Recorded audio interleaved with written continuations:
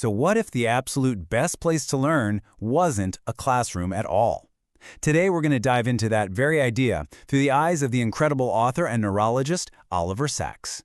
We're going to follow his lifelong love affair with libraries, a journey that's all about freedom and discovery, but one that ends with a really powerful warning about what we might be losing in our digital age.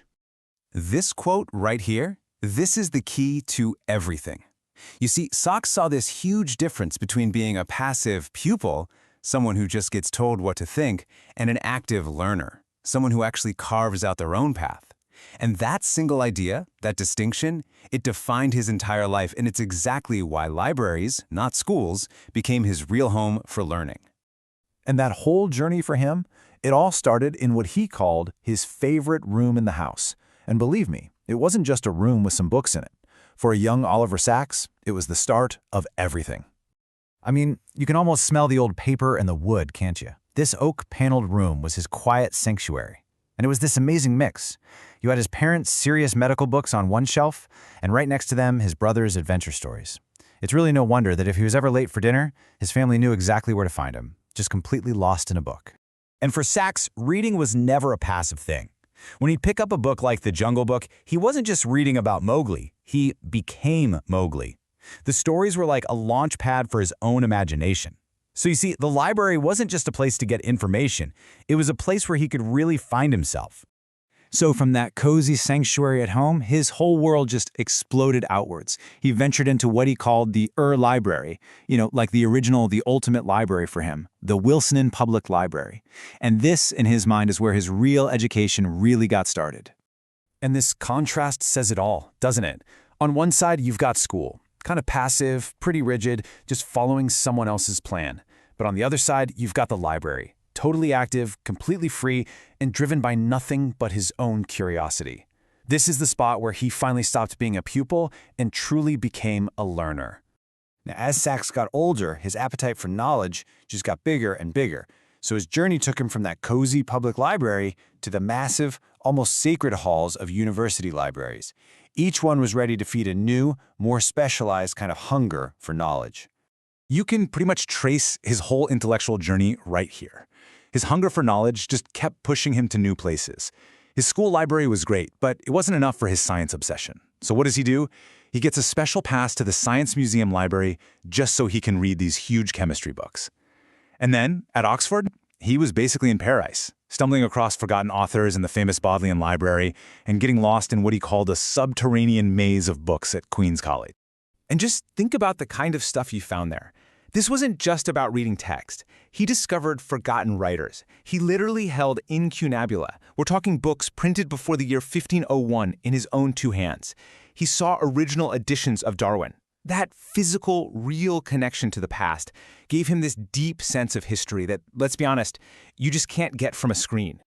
But here's the thing. For Sacks, the library wasn't always a solo mission.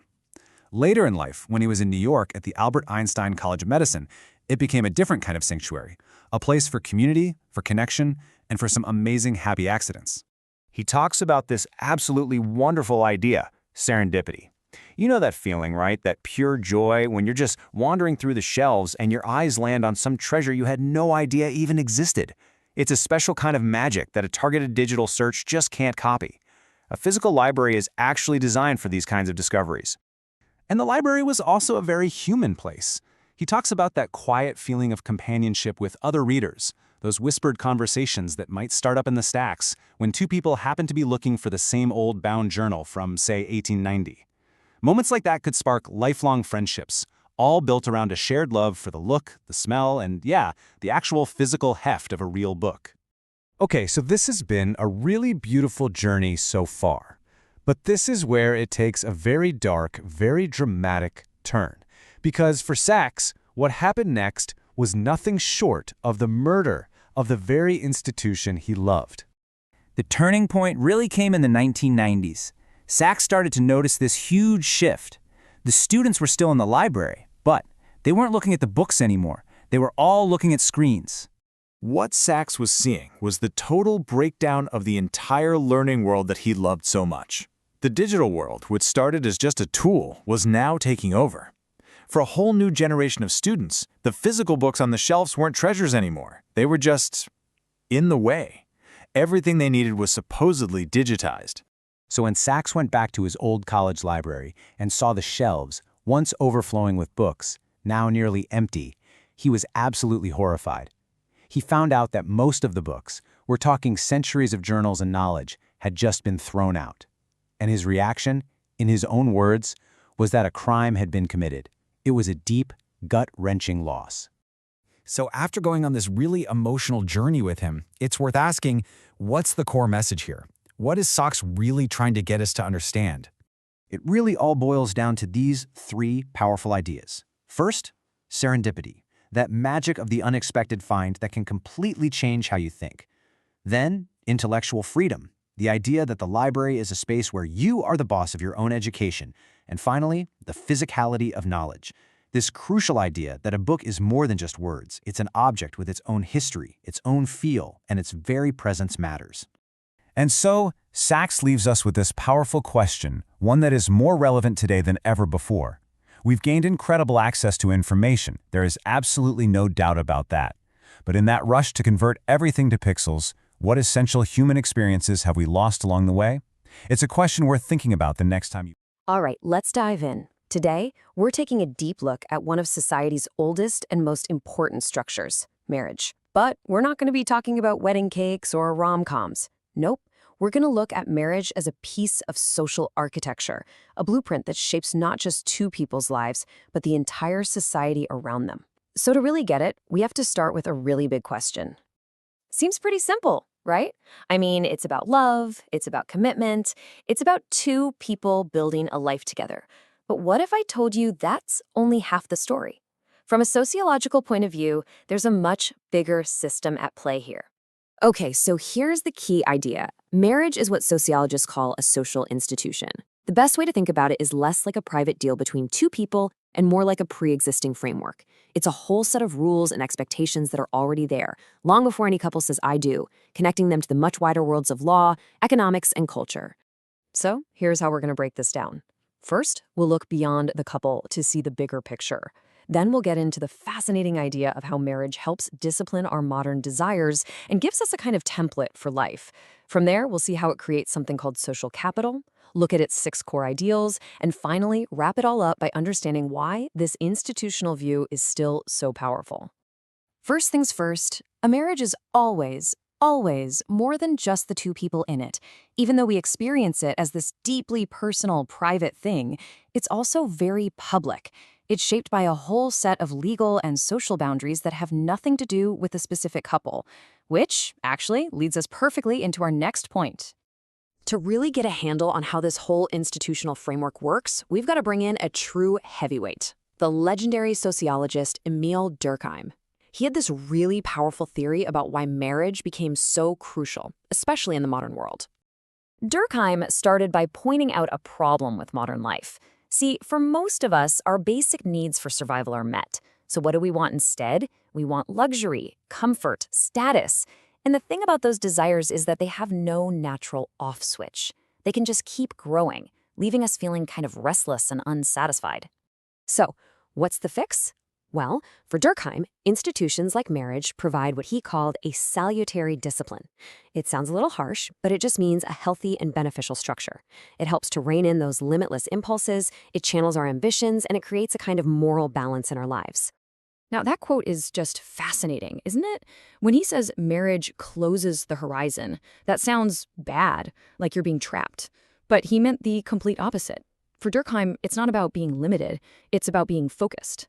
It takes this huge, vague need for love and gives it a concrete, definite target, which allows a person to finally find real, lasting satisfaction.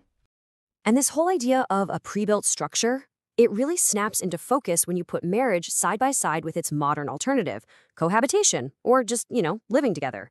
The biggest difference here is the template. If you're cohabiting, you have total freedom, which is great, but it also means you have to invent your entire relationship from the ground up. I mean, every single rule.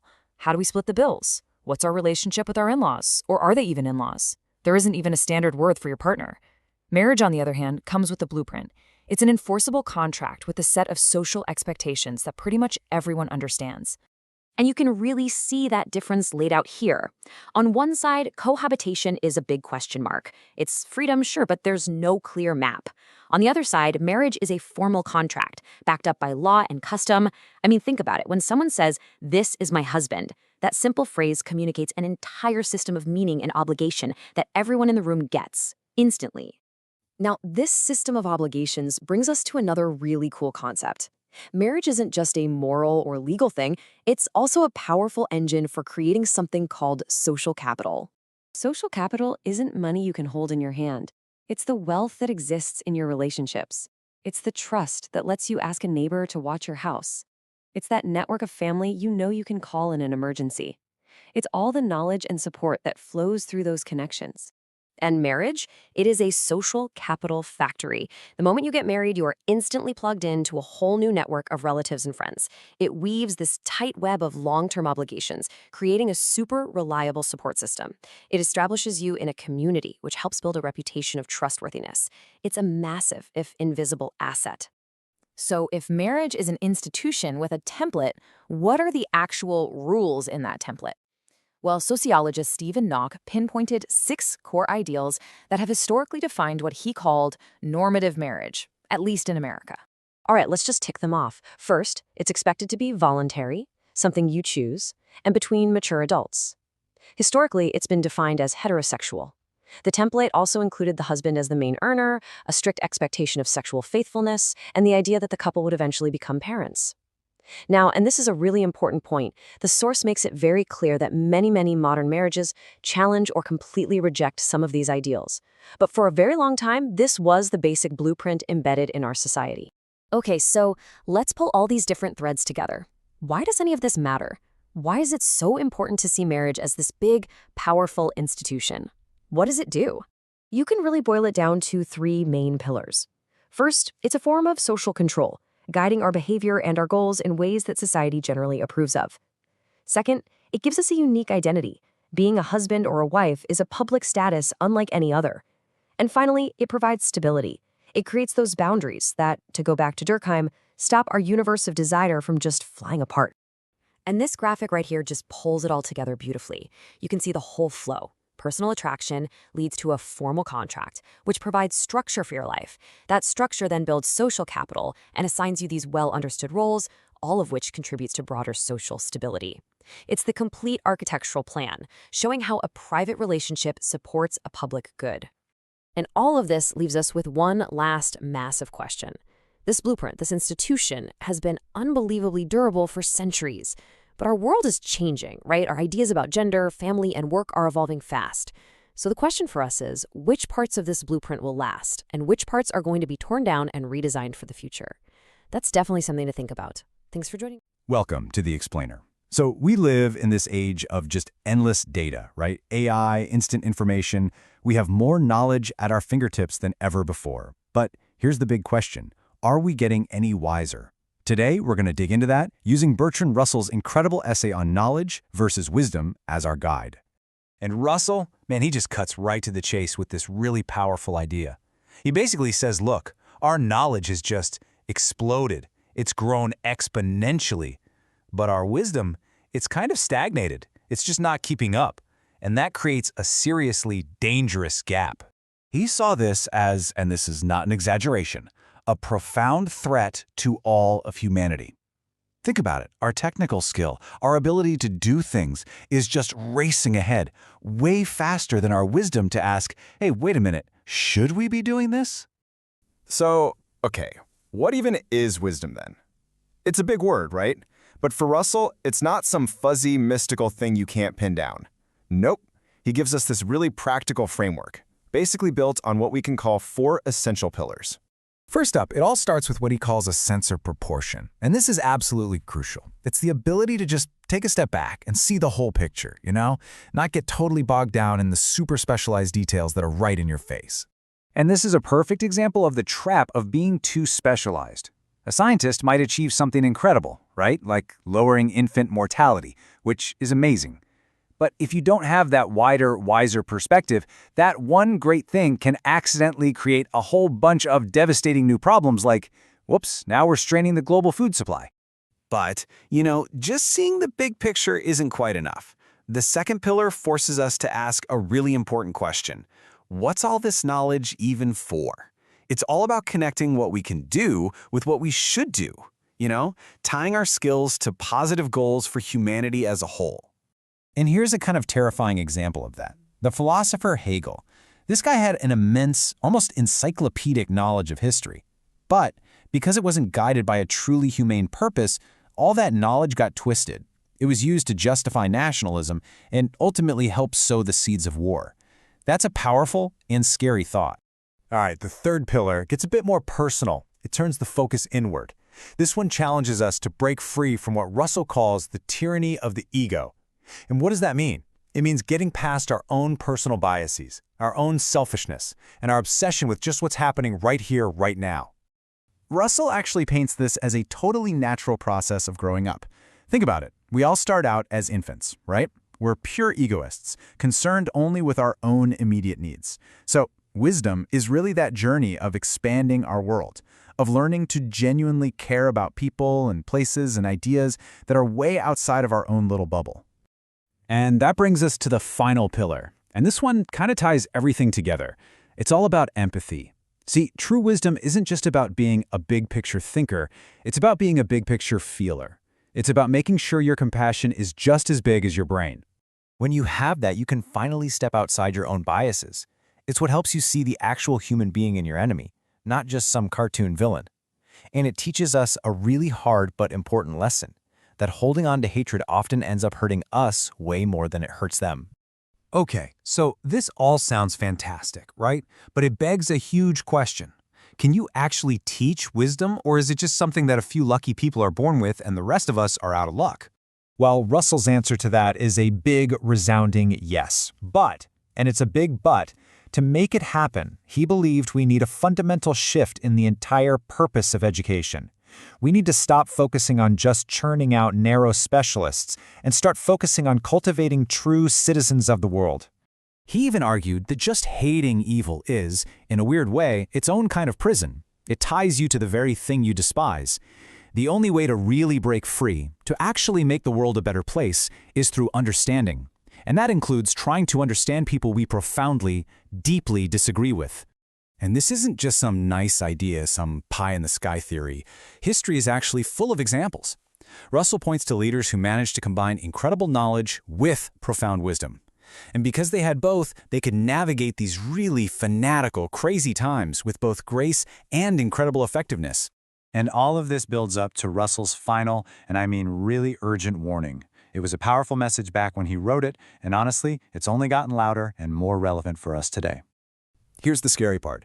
As our knowledge and our technical skills go up, so does our ability to get things done, to achieve our goals. But think about what that means. If our goals are unwise, if our purposes are destructive, then our capacity for creating chaos and destruction also grows exponentially. So the conclusion is just inescapable. The more powerful our technology becomes, the more our literal survival depends on wisdom. It's not some nice-to-have intellectual luxury anymore. It's a fundamental must-have necessity. And so Russell's essay leaves us with this huge, provocative challenge. It was the question for his generation, and it is absolutely the defining question for us right now. In this age of infinite information, how will you choose? Let's talk about a pretty radical idea from the historian Yuval Noah Harari. It's one of those ideas that's so challenging, it might actually change how you see yourself and your place in the whole story of humanity. So let's dive right in. Okay, so let me ask you a question, straight up. Is your culture, your nation, your religion, the main character in the story of human history? It's a tough question, right? But according to Harari, our answer gets right to the heart of a huge delusion that affects pretty much every society on Earth. And that delusion, well, that's what Harari calls the egotism illusion. It's this fundamental, very human habit of believing that we're the star of the show. This egotism illusion leads to something he calls the illusion of centrality. It's this deep-down belief that we, whoever we happen to be, are the linchpin holding history together. That if you took us out of the equation, the whole story would just fall apart. But is that really true? He doesn't pull any punches with the name either. He calls it crass egotism. And that word crass is there for a reason. It means sort of unrefined or insensitive. Harari's point is that this isn't some complex, sophisticated worldview. Nope. It's a basic, almost primitive assumption that our group has always been the most important. So what does this actually look like in the real world? Well, Harari uses this fantastic metaphor. He says to imagine a sky full of tribal hot air balloons, and each one is completely convinced it's the only thing flying. For example, think about the ancient Greeks. A lot of them truly believed that meaningful history, the history that mattered, only really began with them, with Homer's epic poems. Everything that came before? Just a long, dark prelude to their own greatness.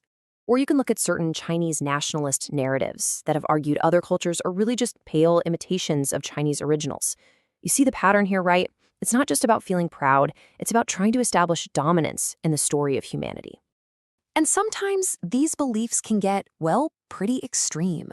For instance, there are some Hindu nativists who claim that ancient sages had already invented modern technologies like rockets and even nuclear bombs, way, way before the West ever did. And this is where we see the terrifying real-world consequences. The Aztecs were convinced they were at the literal center of the universe. They believed their ritual of human sacrifice was the one critical thing that kept the sun rising every single day. For them, it wasn't just a story. It was their cosmic responsibility. Okay, so if all of these tribal stories are just self-serving illusions, what's the real story? Well, Harari offers a really powerful counter-narrative, one that actually connects every single one of us. He calls it the universal human DNA. Just look at this timeline for a second. The most foundational achievements of our entire species, taming fire, domesticating wheat, inventing money, building the first cities, all of these things happened long before any of today's nations or religions even existed. They're not tribal achievements, they're human achievements. And this is the central contrast right here. On one side, you have the tribal ego, with its fleet of separate, competing stories.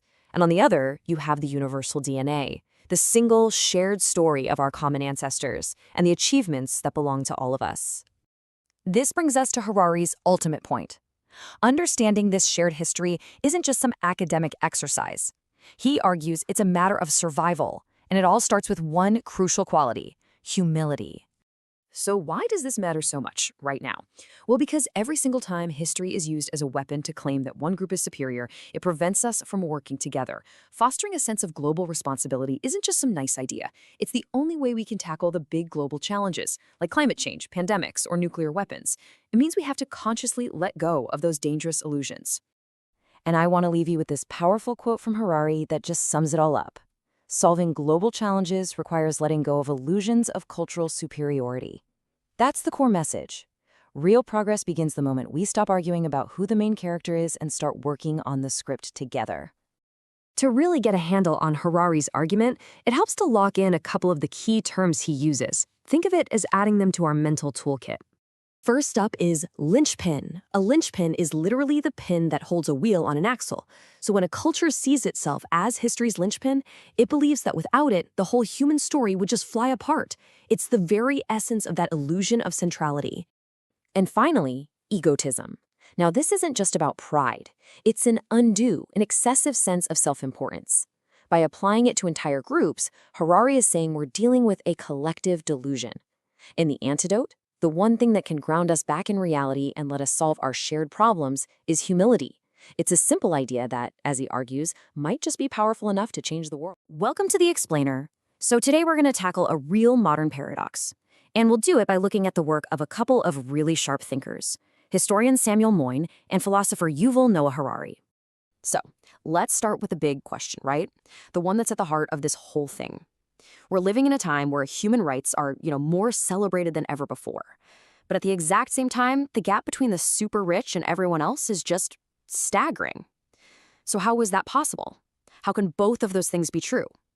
Okay, to really get to the bottom of this, let's dive into part 1 and take a look at historian Samuel Moyn's pretty powerful critique of the modern human rights movement. Moyn kicks things off with this brilliant little thought experiment he calls the parable of Croesus. So imagine there's a king, and he is so ridiculously wealthy that he owns the entire world. But, he's not a bad guy. He's actually pretty generous. He makes sure everybody has food, shelter, healthcare, all the basic protections. Nobody starves, nobody gets tortured. Sounds pretty good, right? Well, here's the catch. He still owns everything. So while your basic needs are met, you're living in a world of just radical, absolute inequality. And this is where it all clicks. This story perfectly illustrates Moyne's central argument. He says that the human rights movement has been amazing at building what he calls a floor, a minimum standard of living, protection from the really horrible stuff. But what it has completely failed to do, what it never even tried to do, is build a ceiling. There's absolutely nothing in our current human rights framework to put a limit on the insane accumulation of wealth. So, you might be asking, how did we get here? Well, Moyne points to this huge historical shift. If you go back to the 1940s, the big idea was the national welfare state. Countries were focused on economic equality as a domestic project, trying to shrink the wealth gap at home. But then, in the modern era, that focus shifted to a global human rights movement. And this movement became international, it focused on individuals, and it was incredible at fighting state repression. But in the process, Moyne argues, it kind of became a helpless bystander to runaway global capitalism. And that leads to this bombshell of a quote from Moyne himself. The bottom line is, our current human rights framework, as important as it is, it's just not built to challenge a massive wealth gap. The two things can exist side by side, and as we're seeing all around us, they absolutely do. Okay, so that's Moyne's argument. And it kind of leaves you wondering, right? If our legal tools or political systems aren't getting the job done, could the problem be something deeper? What if it's not just about our systems, but about something fundamental in how we see ourselves and our place in the world? And to explore that idea, we're going to turn to our second thinker, philosopher Yuval Noah Harari, and his thoughts on this idea of humility. Harari comes at this from a totally different angle. His core argument is that pretty much all human groups, we're talking nations, religions, cultures, you name it, suffer from what he calls a crass egotism. Basically, every group tells itself a story where it's the main character, the indispensable hero of all human history. He has a name for this: collective egoism. It's this really deep-seated tendency to believe that our tribe is the center of the universe. Our history is the history. Our gods are the only ones that count. It's a kind of collective pride that, as Harari points out, has to ignore a ton of actual history to work. Because when you actually zoom out and look at the real timeline of humanity, the story looks completely different. Long before any of today's countries or religions were even a thing, our shared ancestors were developing things like art and morality. Prehistoric humans, our great, you get the idea, grandparents. They were building cities, inventing money. These are shared human achievements, not the private property of any one group. And that's the kicker, isn't it? This is why it all matters so much. Harari's point is that if we want to solve our biggest global problems like inequality, we have to start with humility. We have to be able to let go of this ego-driven fantasy that our group is somehow the most important, and instead see our shared humanity. So what happens when we put these two really powerful arguments side by side? Well, here's how they connect so perfectly. Moyne shows us a system that is fundamentally failing to deal with inequality. And then Harari comes along and points to the mindset, this collective egoism that's preventing us from even imagining a better one. The huge takeaway here is that to fix the system that Moyne describes, we might first need the humility that Harari is talking about. All right, before we wrap this up, let's just quickly lock in some of the key words we've been throwing around. These words really do capture the whole story. We started with destitution, right? That's the extreme poverty that the human rights floor is meant to stop. Moyne used a parable, a simple story, to make his point. Harari's entire argument is a takedown of egotism, that sense of self-importance that leads every group to think it's the linchpin of history. And that leaves us with a final, pretty big thought to chew on. When we look out at a world struggling with this incredible gap between rich and poor, we have to ask ourselves, to build a more equal world, do we just need new laws and new rights, or do we need a new state of mind? Maybe, just maybe, the next great human rights movement won't be about what we demand from others, but about the illusions we're willing to give up. Hello and welcome. So today we're diving into a brilliant one-act play by Ferenc Molnar called A Matter of Husbands. It's a short, sharp story that is absolutely packed with jealousy, some Oscar-worthy performances, and a twist ending that, well, you probably won't see it coming. Let's jump right in. So our story kicks off in the exotic and kind of suggestive drawing room of a famous actress. And right away, the scene is tense. Why? Because she's being confronted by a very, very distressed, earnest young woman who has clearly shown up with one thing on her mind. And this young woman, she does not waste any time. The confrontation is immediate. It's raw. With a voice just full of emotion, she makes this desperate plea straight to the actress. "Give me back my husband." What a bold, heartbreaking way to start a story, right? So, who is this husband we're talking about? Well, his name is Alfred. He's a lawyer who, at least according to his wife, has fallen completely under the actress's spell. But the famous actress, oh, she plays it so cool. She pretends she has no idea what's going on, claiming she barely even remembers the guy from some contract work he did for her. But see, the earnest young woman, she came prepared. This isn't just a suspicion. Oh no, she believes she has cold, hard proof of the affair. So let's see the case she's about to build. First piece of evidence, flowers. The wife has done her homework here. She actually confirmed with the florist that flowers are sent twice a week to the actress's dressing room, and it's all charged to Alfred's account. The actress, though, she flat out denies it, says she's never received a single one. And now for the real bombshell.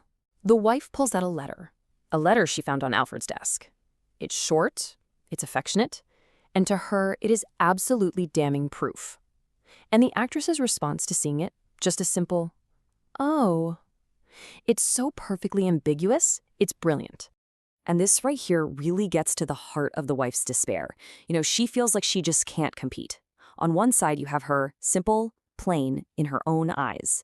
And on the other, you have this actress, this glamorous illusion, put together with fancy costumes, makeup, and lines written by geniuses like Shakespeare. How is reality supposed to compete with that kind of stagecraft? Okay, this is the turning point. This is where everything shifts. The actress stops denying everything and starts the performance of a lifetime. But instead of defending herself, she goes on the offense, but not in the way you'd think. She completely takes control of the story. And wow, what a strategy it is. First, she frames the whole situation as a typical case she's seen a million times. Then, she suggests a totally new motive.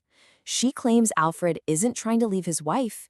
He's actually staging this entire fake affair as a desperate, dramatic plan to win her love back by making her jealous. In one incredible move, she turns all the evidence into nothing more than props in his little play. It is an absolutely brilliant reversal. Then the actress just masterfully tears apart the evidence, piece by piece. That letter left on the desk, she kind of scoffs at it, arguing, "Trust a lawyer never to do that unintentionally."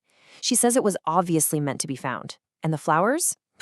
Probably ordered and then canceled right away. A prop that never even made it to the stage. It's a true masterclass in spin. She calls this whole manufactured jealousy thing one of the oldest expedients in the world, a trick that men in the theater use all the time. She even has an answer for the lock of hair, claiming men are constantly bribing her hairdresser for a snippet to use in their own little dramas at home. So, the big question is, did this completely unbelievable story actually work? Let's take a look at what happened after the actress's incredible performance. Oh, she buys it. Hook, line, and sinker. The young woman's entire personality just flips. The heartbroken accuser completely transforms into this relieved, happy, maybe slightly embarrassed wife who now sees her husband not as a cheat, but as some kind of romantic genius. She leaves, just overflowing with gratitude, even kissing the actress's hand on her way out the door. She rushes home, so excited to see her clever husband. And for us, the audience, it feels like we've got a neat, if kind of weird, resolution. But wait, this is a play by Ferenc Molnar. The curtain hasn't quite fallen just yet. There is one final, absolutely devastating twist to come. So once the young woman is gone, the actress doesn't look relieved or triumphant or anything. She just waits a moment, a perfect little pause, and then walks calmly over to the door of her private bedroom. And then she delivers the last killer line of the play. She calls toward her private room. "All right, Alfred, you can come in now. She has gone." And just like that, the husband emerges, and the entire performance is exposed for what it was. A brilliant, calculated lie to cover up a very, very real affair. So the key takeaway is this arc, right? It all starts with a raw emotional accusation. That accusation is met with an even more elaborate performance. This performance leads to a totally false resolution that makes the wife happy, only to end with a shocking reveal for us, the audience. In the end, the deception wins. This play just brilliantly explores this idea of life being a stage. The actress's greatest performance wasn't for a paying crowd in a theater. It was for an audience of one, the distraught wife. And it leaves us with this fascinating question. When we perform in our own lives, who is our real audience? All right, today we're going to dive into a really powerful one-act play by August Strindberg called Facing Death. It's a stark, intense story that gets right into the heart of family, failure, and the harrowing lengths a father will go to for his children. So, let's just start with a big question. What is the ultimate price of love? I mean, really, think about it. Is it sacrifice? Is it just enduring pain for someone else? Strindberg's play, it forces us to confront this question head-on, in a situation where love and money have become just tragically tangled together. Okay, so the whole play is set in this bankrupt Swiss lodge, and it's run by a man named Monsieur Durand. He's a widower, a former railroad worker, and he's living there with his 3 daughters, Adele, Annette, and Therese. And you can probably guess, the atmosphere is, it's anything but happy. This family is right on the brink of total collapse. So let's step into the world of this play, which we can really just call the House of Ruin. And this isn't just about a physical building. It's the state of their lives. It's all defined by a father's quiet, mounting desperation. So the grim reality for the Durand family is, this is it. They've hit a dead end. They are completely out of money. They're drowning in debt.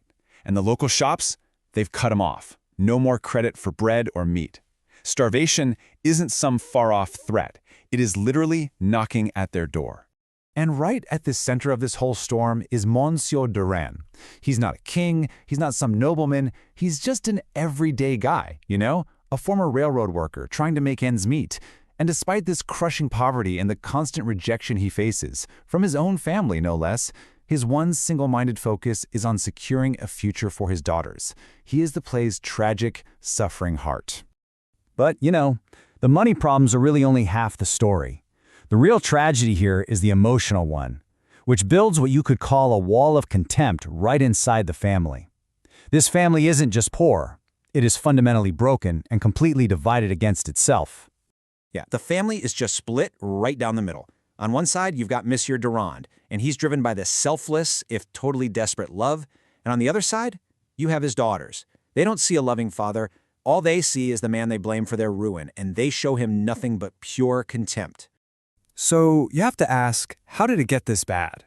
Well, the source material really puts it perfectly. Money is the pivotal factor that ends up shaping their relationships. That financial instability, it's just bred conflict and resentment, poisoning the entire household and turning the family against their own father. So facing financial ruin and, frankly, total emotional abandonment, Monsieur Durand feels like he has only one move left to make. He's been backed into a corner, and so he comes up with this final, chilling plan, the final gambit. His entire plan hinges on this one thing, a fire insurance policy, and it's worth 5,000 francs. To him, this is not just some piece of paper. It's the only legacy he can possibly leave his daughters. It's their only chance for survival, the only way he feels he can provide for them after he's gone. And here is the terrible, twisted logic of his sacrifice. He makes the calculated decision to end his own life. And the method, it's horrific. He's going to drink poison and then set the house on fire, all to make his death look like an accident. But the motive, that's what elevates this from a simple tragedy to something so much more complex. He's doing it all so his daughters can collect the insurance money and finally escape their poverty. Okay, now that we understand the story's grim setup, let's pull back a bit and really analyze what it all means. It's time for us to deconstruct this tragedy and take a look at the bigger ideas at play here. Strindberg packs a lot into this very short play. The most obvious theme, of course, is paternal sacrifice. We've also seen how money just acts as this corrupting, dividing force. But what's really key to understanding this work are these two literary concepts, modern tragedy and naturalism. So what makes this a modern tragedy? Well, unlike those classic tragedies you might think of, with kings and heroes, this play focuses on a common man, Monsieur Durand. His downfall isn't caused by some angry god or a fatal flaw in his character. It's caused by real-world problems, socioeconomic pressure, and family conflict. It's a tragedy that could happen to anyone, and that's what makes it so powerful. At the end of the day, despite the absolute horror of his plan, the play frames Duran's final act as one of profound love. His choice to die is presented as the ultimate proof of his selfless devotion as a father. It's a dark and twisted expression of love, for sure, but in his mind, it's the only one he has left. And that leaves us with one final, haunting question to think about. Is this story truly about the ultimate sacrifice born from love? Or is it about a man so utterly broken by life, so completely crushed by despair, that death becomes his only viable escape? Strindberg doesn't give us an easy answer, and he leaves us to weigh the price of love in a world that can be terribly, terrible. Today, we're going to break down an absolute masterpiece of Nepali satire, a one-act play called The Bull. Okay, just imagine this for a second. What if your job, your life, depended on keeping a dead bull alive? Or at least convincing your crazy powerful boss that his favorite bull, which is very, very dead, is actually totally fine. Sounds nuts, right? Well, that's the wild, high-stakes world we're about to jump into. All right, let's get into it. This brilliantly sharp play was written by an amazing Nepali writer, Bhim Nidhi Tiwari, and he sets the whole thing way back in 18th century Nepal during a pretty interesting time. So, the story centers on this king, King Rana Bahadur Shah. And get this, he was a real person, and his obsession with bulls, totally legendary. I mean, the guy loved his bulls so much, he built this enormous pasture for them. And here's a crazy little piece of trivia for you. That pasture is where Kathmandu's international airport is today. Yeah, just shows you how a king's personal quirks can literally shape a country. Now, here's where things get complicated. The king didn't just like his bulls, he was completely obsessed. He made this terrifying rule. If you come to me and tell me one of my bulls died, you're going to get your head shaved in public. And that's if you're lucky. The alternative? Well, let's just say it involves a beheading. So yeah, the stakes are pretty high. Okay, so you can probably guess what happens next, right? This is where the whole story kicks off. The king's #1 absolute favorite bull, a prized animal named Male, is dead. And who finds the body? 2 poor cowherds, Gaur and Jitman. They are, as you can imagine, totally freaking out. They sprint over to the house of a guy named Laxmanarayan. He's a court official, but he's also kind of the royal bull doctor. These guys know they're in serious, serious trouble. So while Gaur and Jitman are panicking, Laxmanarayan's mind starts racing. He's a clever guy, and he comes up with this genius 4-step plan. The most important part? #1, do not say the bull is dead. The whole idea is to get the king to be the one to say it. They're going to stage a whole performance to make it happen. And now we get to the best part of the play, the royal performance. This is basically a life-or-death theatrical show all put on for the king himself. Okay, to pull this off, Laxmanarayan uses a very specific cultural practice called chakari. Think of it as extreme sycophancy. It's all about gaining favor with a ruler through just over-the-top flattery, not actual hard work. It's a key part of his plan. Laxmanarayan says the king that the bull isn't dead. Oh no, he says the bull is meditating. Yep, meditating. He told him the bull was so spiritual it had stopped eating and moving. The king completely bought it and had to see it for himself. And just like that, the responsibility was no longer on their shoulders. Picture this scene at the cowshed.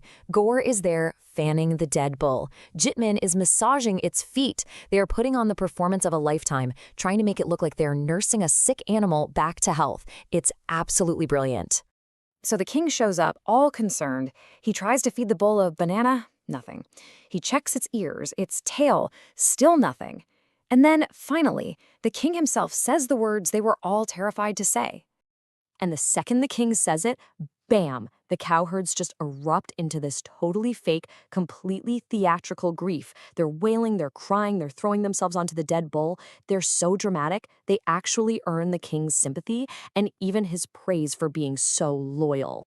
It works so well that instead of chopping off their heads, the king actually rewards them. Jitman gets 400 rupees, and Gaur gets a whopping 500 rupees, all for their incredible devotion to the bull. I mean, can you believe it? So why is this clever story so important? Well, because it's so much more than just a trick. It's a powerful and biting critique of the entire feudal system of the time. Think about the two realities here. On one hand, you have the bull's life.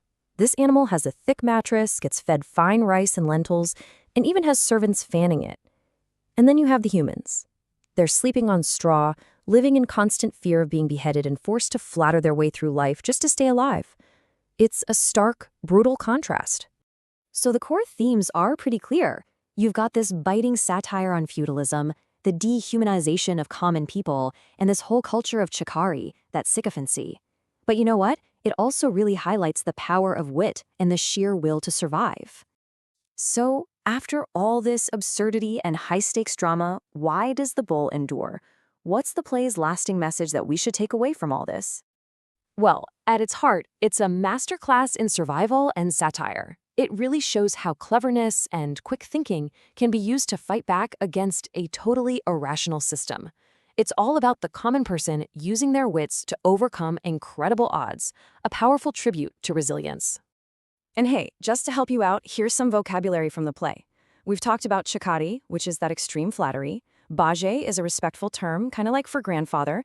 Convoy is just a procession, like the king's entourage. And carrion, well, that's just the dead body of an animal.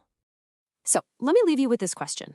This play might be set a few hundred years ago, but where do we see these same systems of power and flattery playing out in our own lives today? It's something to think about, isn't it? Have you ever thought about what it would be like to see an entire lifetime? I'm talking birth, life, and death, all play out in the course of a single day? Well, that is exactly the journey Emily Dickinson takes us on in her amazing poem, A Day. All right, let's get into it. The poem kicks off with this incredibly confident personal line. It's like the speaker is leaning in, taking your hand, and promising to let you in on a secret they've seen. It just pulls you right in and sets the stage for a story that feels both epic and really intimate. But before we really explore the day itself, we've got to get to know the mind behind these words. You know, understanding Emily Dickinson is pretty much the key to unlocking all the deep layers in her poetry. And here she is. Now, Emily Dickinson lived a famously private life, but from the quiet of her room, she wrote nearly 1,800 poems, and these poems weren't small. They tackled the biggest questions about life, death, nature, and what comes next, all with a voice that was just breathtakingly original. And you can see how all these facts really shape her work. Her secluded life gave her this unique inward-looking perspective. And her famous dashes, they're not just quirky punctuation, they totally break the rhythm of the poem, forcing you to stop and feel the weight of each word. And because she wasn't chasing fame, she was completely free to experiment, creating a style that is still, to this day, entirely her own. So this brings us to the most crucial part of the poem, its central metaphor. Dickinson isn't just describing a pretty sunrise and sunset here. No, she's using the entire arc of a day to map out the whole journey of a human life. This visual really gives us the perfect roadmap for the poem. We start with the sunrise, which is birth and innocence. We move through the daylight of experience. Then we face the sunset of death, and finally, we enter the night, representing immortality. It's this perfect natural cycle. Okay, let's look at the first half of the poem and see how this all builds. Everything here is described with this absolute clarity and vibrant energy, which just perfectly captures the feeling of a new beginning. I mean, what a beautiful image, right? Instead of some sudden burst of light, life begins gently, gracefully, unfolding like these delicate ribbons. It suggests this beautiful gradual awakening, not a harsh arrival. The world is literally waking up in color. The church steeples, these symbols of faith, are just bathed in this royal purple light. And the news of this new day, this new life, is spreading with the same quick, joyful energy of squirrels darting all over the place. Dickinson's use of personification here is just fantastic. It's like the hills are actual ladies taking off their hats to greet the morning as the mist lifts away. And then the songbirds, the bobolinks, they start up and provide the soundtrack, a perfect natural chorus welcoming this new life. And his first part of the journey ends with this exclamation of total certainty and wonder.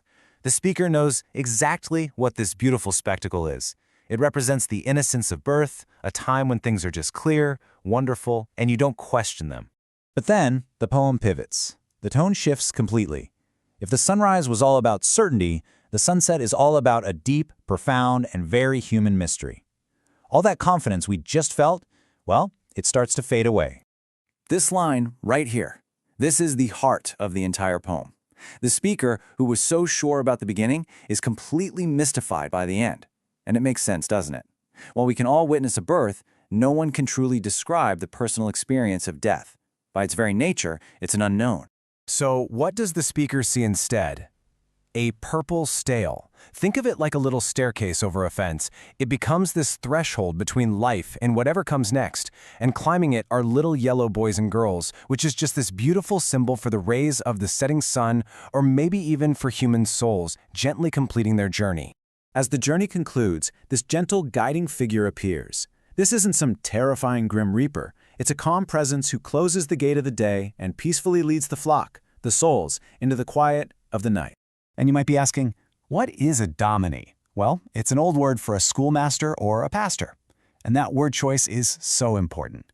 It reinforces this idea that Dickinson sees this final guide not as a figure of fear, but as a gentle teacher or a shepherd. Maybe nature, maybe God, just guiding everyone home. So let's quickly recap this incredible journey.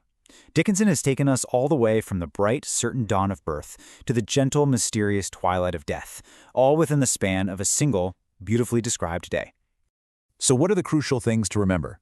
Dickinson shows us that nature is a powerful mirror for our own lives.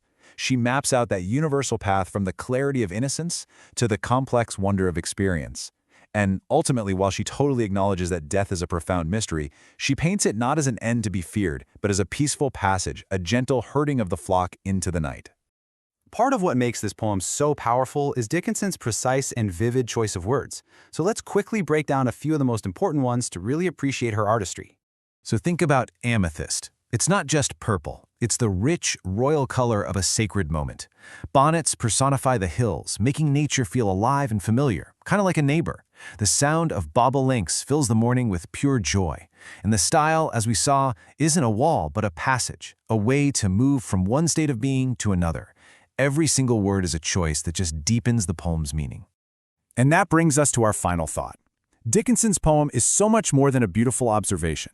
It's an invitation to see our own lives within this grand natural cycle. It leaves us with a question to carry with us.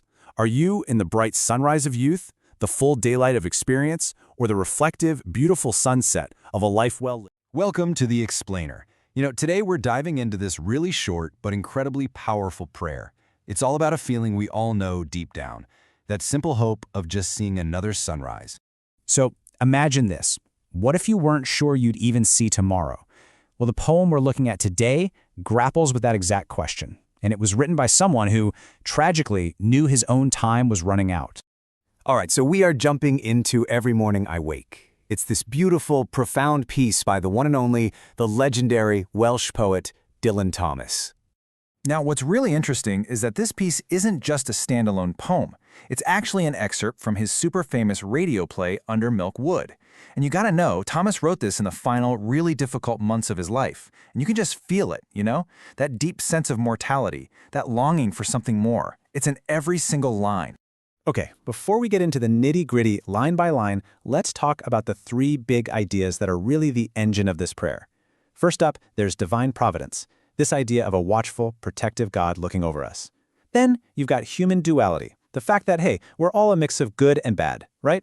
And finally, mortality, that constant, unavoidable knowledge that we're all born to die. So keep those three things in your back pocket as we go through this. So let's dive into the poem itself. And it starts, just like the title says it will, with something so simple, so universal, waking up and saying a little prayer. The speaker is talking to a magnificent God, right? But here's what's cool. He asks for protection over all poor creatures. And that phrase, poor creatures, is so key. It's not just about him. It's about all of us. It highlights our shared vulnerability, our fragility. It's basically an admission that, hey, from the second we wake up, we are temporary, and we depend on something much bigger than us. And this image just captures that feeling perfectly, doesn't it? That sense of quiet hope in the morning. It's really just acknowledging that as a new day kicks off, we're kind of at the mercy of a greater power for safety and protection. All right, so now we're moving into the second part of this daily cycle. The hope of the morning? Well, it's starting to fade and give way to the uncertainty of the evening. So as the sun goes down, you can feel the entire mood shift. There's this anxiety that just starts to creep in. And the prayer, it gets bigger. It's not just about one person anymore. It's a plea for the whole town. Why? Because making it through the night, well, that's never a sure thing.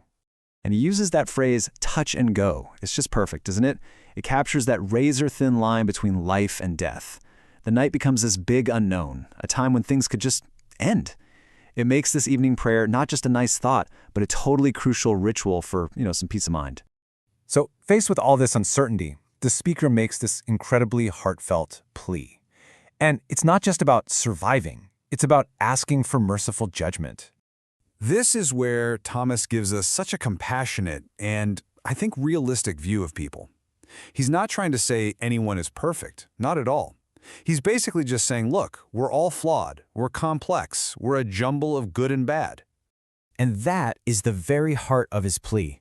He's hoping that whoever the ultimate judge is will look at this duality inside all of us, our best side and our worst side, and, choose to show mercy. So really, the prayer is this beautiful expression of faith. Faith that God will look for the best in us and act as a merciful judge, not a punishing one. It's this fundamental hope that our good intentions will, in the end, outweigh our mistakes. And then we get to the climax of the whole thing. It's this desperate but still hopeful plea to just survive the night, to see the dawn one more time. It's the raw, essential request at the very heart of the prayer. That tiny little phrase, but just for now, wow, it is absolutely packed with faith. It's this powerful belief that even when darkness is falling, a new morning is coming. It's not a final goodbye, it's just a see you later. So let's wrap this up. What's the powerful, lasting message we should really take away from this incredible little prayer? When you boil it all down, every morning I wake is really a journey. It takes us through the full cycle of faith, from the hope you feel in the morning to the fear that creeps in at night, and then back to that ultimate belief in the promise of a new day. That final plea, man, it just strips everything else away, doesn't it? It's the most basic human desire, just boiled down to a single line, a simple, profound request for a little more time. And I think that's something that connects with absolutely every single one of us. And in the end, I think what Dylan Thomas's prayer is really telling us is that hope isn't some guarantee we're given. It's a practice. It's something you do. It's found in that simple daily ritual of looking our own fragility right in the eye and choosing to believe, just for now, that the sun will in fact. All right, let's jump right into this. Today, we're looking at a seriously powerful poem, I Was My Own Route, by the amazing Julia de Burgos. And trust me, this is way more than just a poem. It's a declaration of independence. It's about a journey from doing what everyone expects of you to creating your own self from scratch. I mean, it's a feeling we all know, right? That constant pressure to squeeze yourself into a box that somebody else built. This exact question is the jumping-off point for our speaker's journey, and it's probably why this poem still hits so hard, even today. So the story kicks off in a place that might feel a little familiar, a place of conformity. The speaker is basically trying to be the person that society and the men in it wanted her to be. She's playing a role she was handed, not one she ever chose. And just listen to the words she uses here. It wasn't even a real life. It was an attempt at life. Whoa. She calls it a game of hide and seek with my being, where her true self was always the one hiding. It just perfectly captures that hollow feeling of living a life that isn't really yours. But then we get to the turning point. She has this huge realization. I was made of nows. This idea is everything. It means she's not just a product of her past or her family or traditions. No, her identity is something that's alive. It's happening right now. And that's the spark that just sets her whole journey on fire. So with this totally new way of seeing herself, she makes a choice, and it's a big one. It's a rebellious choice to just walk away from the past and start carving out a completely new direction for her own life. You can feel the determination here, right? It's physical. Her own feet refuse to go back. Instead, she pushes forward, mocking the ashes of that old restrictive life so she can feel the kiss of new paths.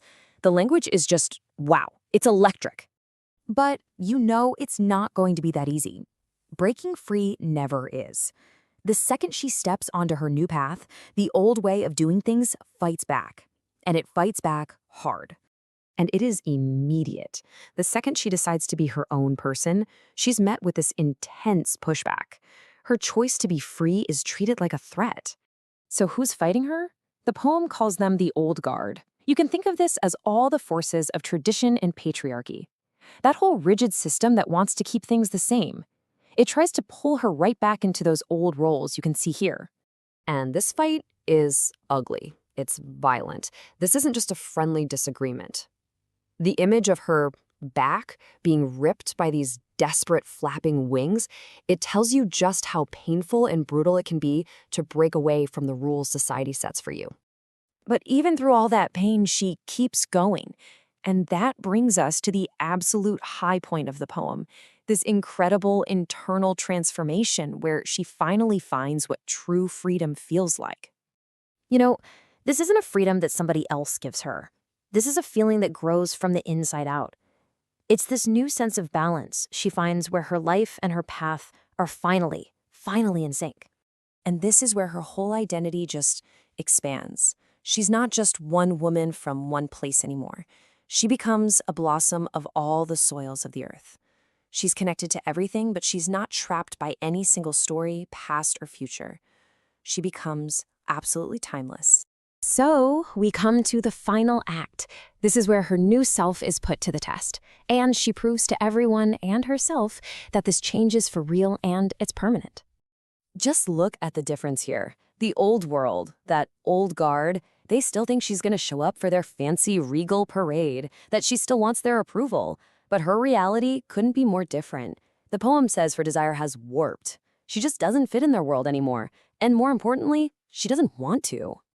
This line is the ultimate mic drop.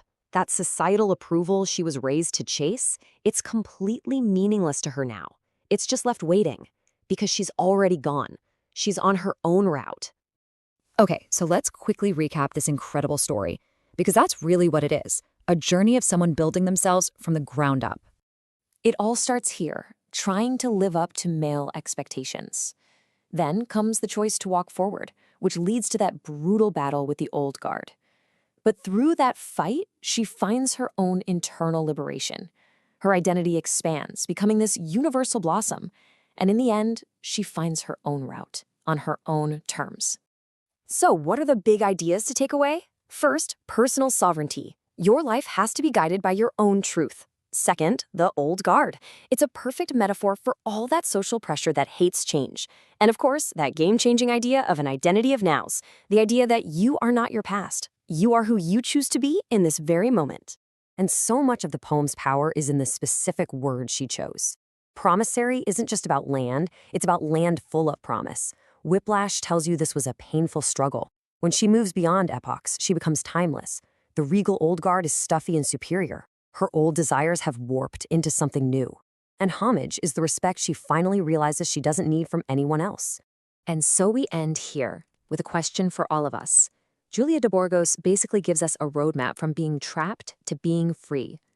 It makes you wonder, what parts of our own lives are just an attempt at life? And what would it really take to find and to walk our own route?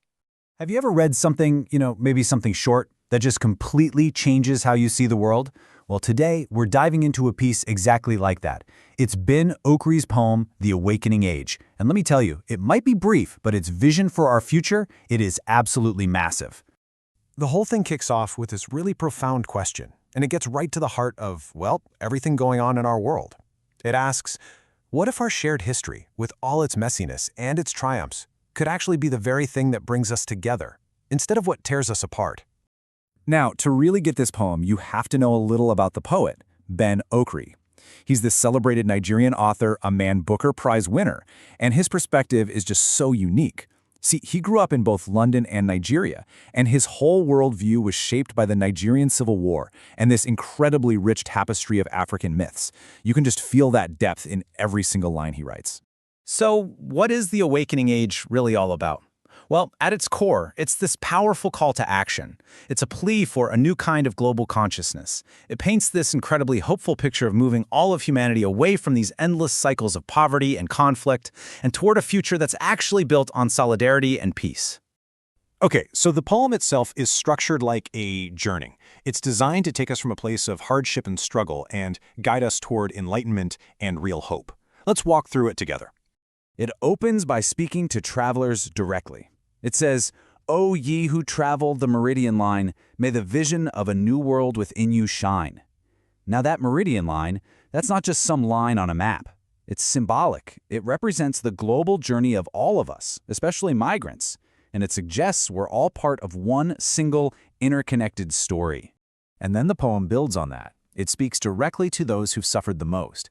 May eyes that have lived with poverty's rage see through to the glory of the awakening age. I mean, look at that language. He doesn't just say poverty is bad, he calls it a rage. He acknowledges the violent anger of that pain. But then he offers this powerful wish that they can see beyond that struggle to a time of profound peace. All right, so here's where the poem makes a really interesting turn. After acknowledging all these individual journeys and all this suffering, it introduces this central metaphor that completely shifts the focus to our collective power. And boom, here it is. This is the heart of the poem. For we are all richly linked in hope, woven in history like a mountain rope. This image of a mountain rope, it's everything. It's so much more than just a pretty phrase. It's this powerful, powerful symbol of how we're all connected. So what does this mountain rope of history really mean? Well, you can break it down into three big ideas. First, we're all connected, period. Second, our shared history, all of it, is that connection. It's the rope itself. And third, because we are bound together by this rope, we have to ascend together. Just think about climbers on a mountain, right? They completely depend on each other. If one person falls, it affects everyone. To get to the top, to reach new heights, we have to climb as one. Okay, so how do we actually start that climb? Well, the poem gives us the key. It says, when perceptions are changed, there's much to gain, a flowering of truth instead of pain. What he's saying here is so profound. The real change has to start in our minds. Progress isn't just about laws or politics. It's about fundamentally changing how we see the world, and more importantly, how we see each other. And this flowering of truth, it's such a beautiful idea, isn't it? The poem is basically challenging us to look past these superficial labels, like how much money someone has.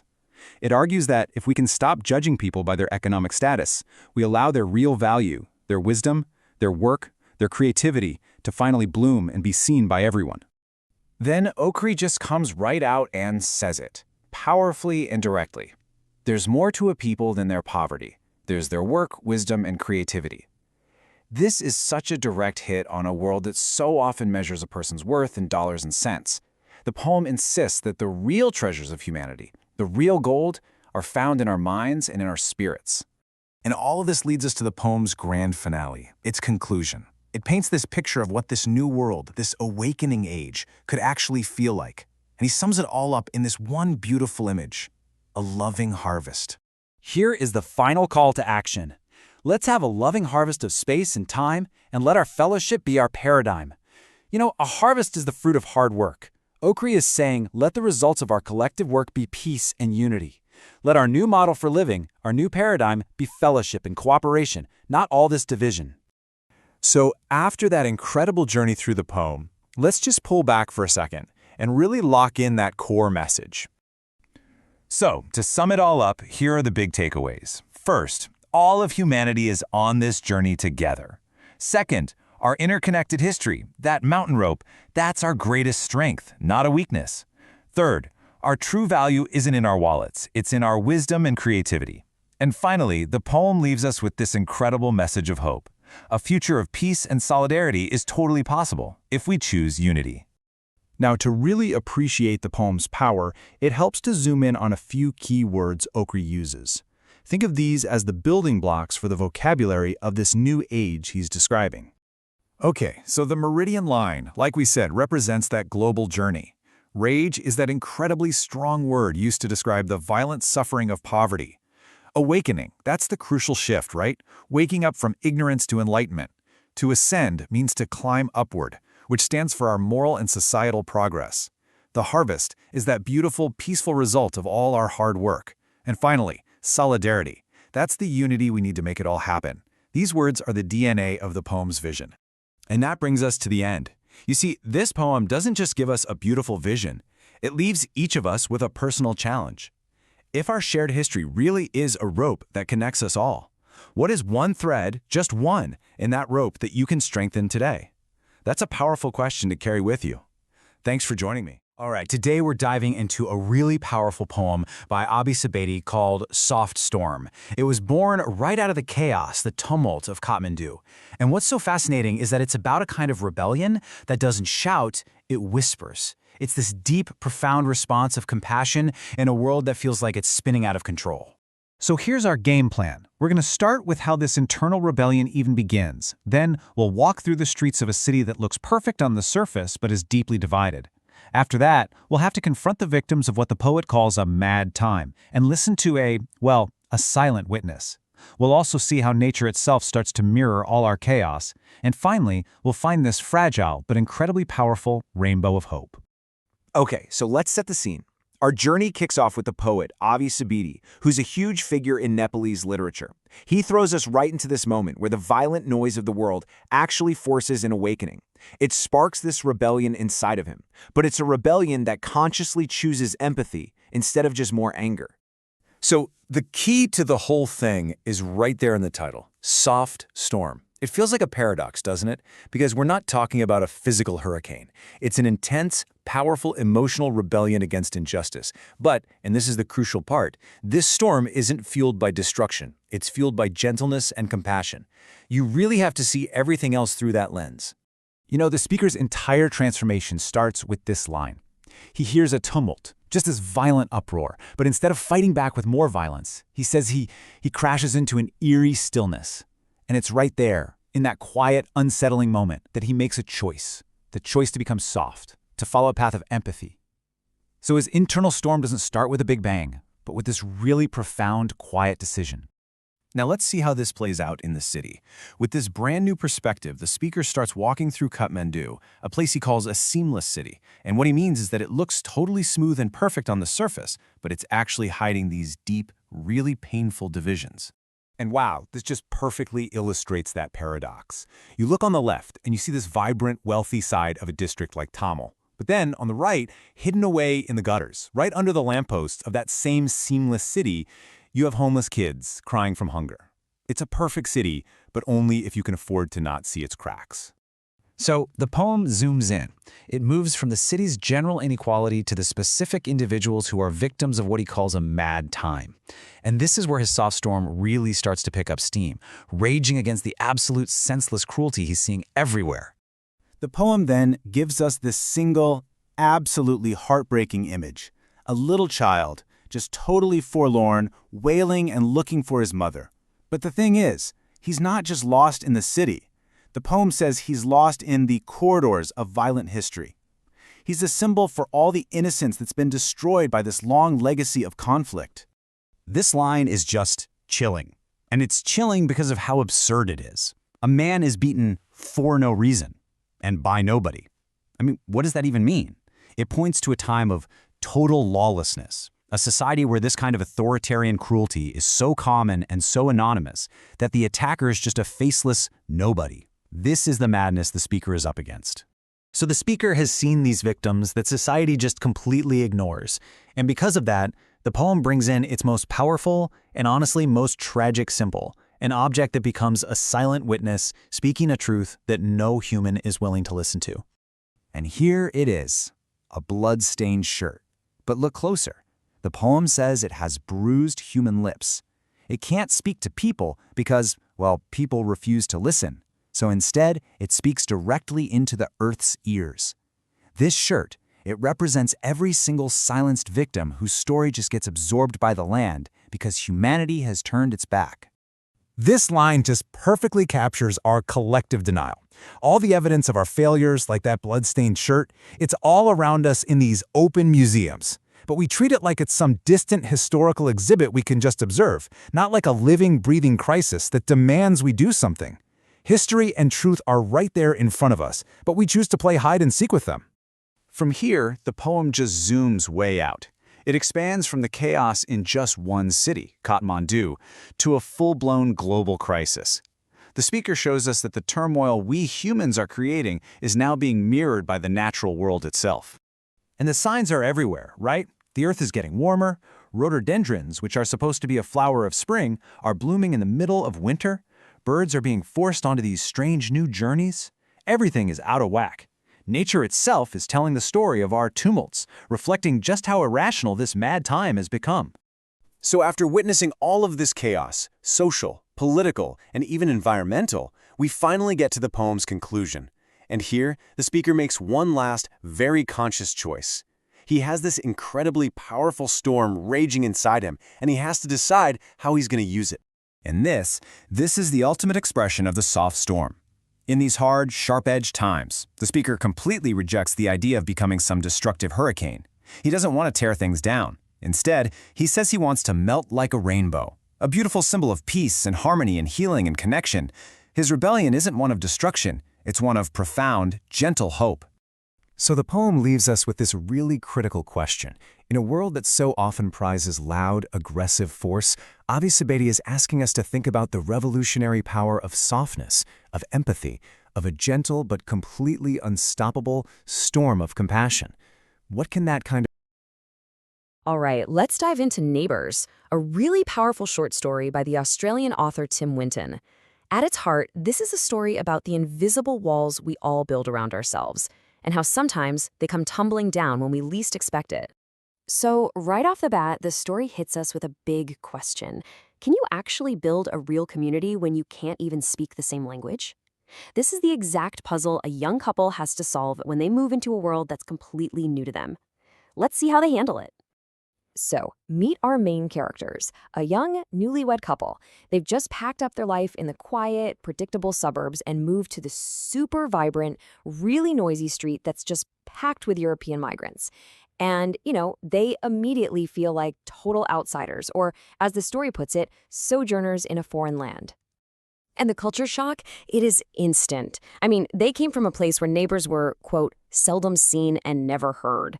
But this new street, whoa, it is just an explosion of life. People are shouting, they're spitting, they're out watering their gardens at the crack of dawn. It's a complete sensory overload for them. This right here just perfectly captures how lost they are. For a full 6 months, when they hear their Macedonian neighbors yelling and screaming, they're genuinely convinced they're witnessing a murder. It's not just that they're confused. It's this automatic judgment, this kind of quiet sense of superiority over a culture they haven't even tried to figure out. So how in the world do you bridge a gap that big without a shared language? Well, the answer shows up with autumn. The couple decides to start a little garden. And that simple act of just working the soil, that creates the very first crack in that wall of isolation between them and everyone else. And you can actually see the trust building, just step by step. First, their garden gets noticed. Then, pretty soon, their Macedonian neighbors are leaning over the fence, giving them planting advice. Then, get this, the couple's little henhouse falls apart, and the Polish widower next door just rebuilds it for them. Never asks, just does it. Words aren't even needed, right? It's a language of action. And this is the turning point. It's a shift from just being suspicious to actually participating. The couple starts giving away cabbages from their new garden, and in return, they get gifts of homemade grappa and firewood. It's slow, but they're finally starting to find the rhythm of the neighborhood. The next thing that pulls them into the community is something they didn't plan for at all.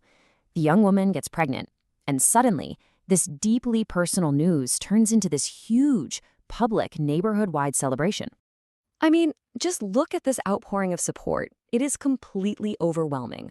The guy at the deli gives them chocolates, the Italian women are suggesting baby names, the Greek women are feeling her belly and confidently predicting it's a boy, their neighbor knits a little baby suit, and the Polish widower, who, by the way, is building a garage for a car he doesn't even own, starts bringing them wood scraps for their fire. Everyone, and I mean everyone, is invested in this baby.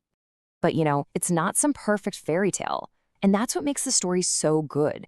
This quote adds this incredible layer of realism. The wife is feeling this crazy mix of emotions. She's flattered by all the attention, but she's also feeling kind of claustrophobic. She's grateful for the help, but also a little bit peeved by everyone being in her business. It's messy, it's complicated, it's real. And all of this builds and builds to the climax of the whole story, the birth of their child. When her labor starts, the young man looks out the window and he sees faces at every single fence. The entire neighborhood just holding this silent, supportive vigil. After the baby, a boy, is born, the young man hears shouting from outside. He goes to the door and sees his Macedonian neighbors, their faces all blurry in the night, just cheering for him, for his wife, for their new son. And in that one moment, he just breaks down and weeps. This is it. This is that moment of profound realization. He is completely blown away by the genuine kindness from these same people he judged so harshly just a few months ago. He's not an outsider anymore, he's one of them now, and they're all bound together by this incredible, shared joy of a new life. So, after all that, what's the big takeaway? The story really pushes past just being a nice story and gives us some really deep thoughts on community, on knowledge, and on what it actually means to be human. This really gets to the core conflict inside the young man. See, he spends his days writing a thesis, getting what we'd call book knowledge. But his neighbors? They're teaching him about lived experience, that raw, messy, beautiful reality of human connection that you are never, ever going to find in a textbook. And that brings us to the story's final knockout line. All of his academic studies, his entire intellectual framework for understanding people, it meant absolutely nothing compared to this one single moment of his neighbors cheering for the birth of his son. It's just a stunning reminder that life itself will always be more profound than any theory we can cook up about it. And that kind of leaves us with a final thought to chew on. The story is really inviting us to look at our own lives. What invisible walls, made of language or culture or just prejudice, exist in our own neighborhoods? And maybe more importantly, what simple shared thing, like planting a garden, could be the first step to finally tearing them down? Let's talk about Kate Chopin's A Respectable Woman. You know, back in the rigid world of the 19th century, some stories were like these quiet explosions, and this is definitely one of them. It's a masterful tale that pits the ironclad rules of society against the wild, unpredictable desires of the human heart. So what happens when what society expects of you clashes with what your heart secretly wants? I mean, it's a question we still wrestle with today, right? How do you balance who you're supposed to be with who you secretly are? This story dives right into that psychological battle, fought inside a woman who, on the surface, seems to have it all. So let's unpack this internal war she's got going on between duty and desire. And the brilliant mind behind all this? Kate Chopin. Now today, we see her as the celebrated pioneer of feminist literature, but you have to understand, back in her own time, her work was scandalous. It was often condemned for being too frank, too honest about sexuality, really just because she dared to suggest that women had thoughts and feelings that didn't fit neatly into those little societal boxes. She really wasn't afraid to pull back the curtain on that supposedly perfect 19th century life and show us the complex, hidden worlds of women. Okay, so our story kicks off on a Louisiana sugar plantation, and right away we meet our main character, Mrs. Baroda. And she is feeling, as the story says, provoked. Why? Well, after a long, busy social season, all she wanted was some quiet time. You know, a little private one-on-one with her husband, Gaston. But nope, that piece is completely shattered when he announces that an old college friend, a guy named Gabriel, is coming to stay. For a week, maybe even 2. And just like that, the intrusion has begun. And this is where we see that classic gap between what you imagine and what's real. See, Mrs. Baroda has built up this whole picture of Gabriel in her head. She thinks he's going to be this tall, cynical intellectual, basically someone she's already decided she's not going to like. But the guy who actually shows up, he's none of that. He's quiet, he's unassuming, he's totally inoffensive, and here's the paradox, right? It's his very lack of any threatening qualities that starts to unsettle her. I mean, Gabriel makes zero effort to impress her or entertain her. He just exists. He sits out on the porch, smokes his cigar, and seems perfectly happy to just listen. His quiet reserve is this puzzle she just can't seem to solve. And it's that very silence, the fact that he's not showy at all, that kind of starts to act like a mirror, reflecting her own hidden feelings right back at her. So she tells her husband, Gaston, "For my part, he tires me frightfully." But we have to ask, right? Is she really tired of Gabriel, or is she just exhausted by the confusing, unsettling feelings he's stirring up inside of her? I mean, this is a classic defense mechanism. She's trying to rationalize an attraction she can't even understand or admit to yet. And her husband, in a perfect bit of dramatic irony, he is completely oblivious to all of it. So all this internal tension brings us to the story's breaking point, that pivotal scene on the moonlit bench, where Mrs. Baroda's quiet confusion is about to boil over into something far more dangerous. So one night, she's sitting outside all by herself, and Gabriel joins her. And for the first time, he drops that silent act. He starts to talk, Not in some big, showy way, but in this low, intimate voice. And he even murmurs a line of poetry into the night. And this is the moment. He reveals just a little flicker of his inner self, and it completely captivates her. And what's so crucial here is that her attraction isn't intellectual. She's not falling for his smarts or his wit. As Chopin writes it, her physical being was for the moment predominant. This is purely sensory. It's the sound of his voice, the warm night air, the whole vibe. It's a physical pull, and that's exactly what makes it feel so powerful and so totally out of her control. And right here, her internal crisis just hits its absolute peak.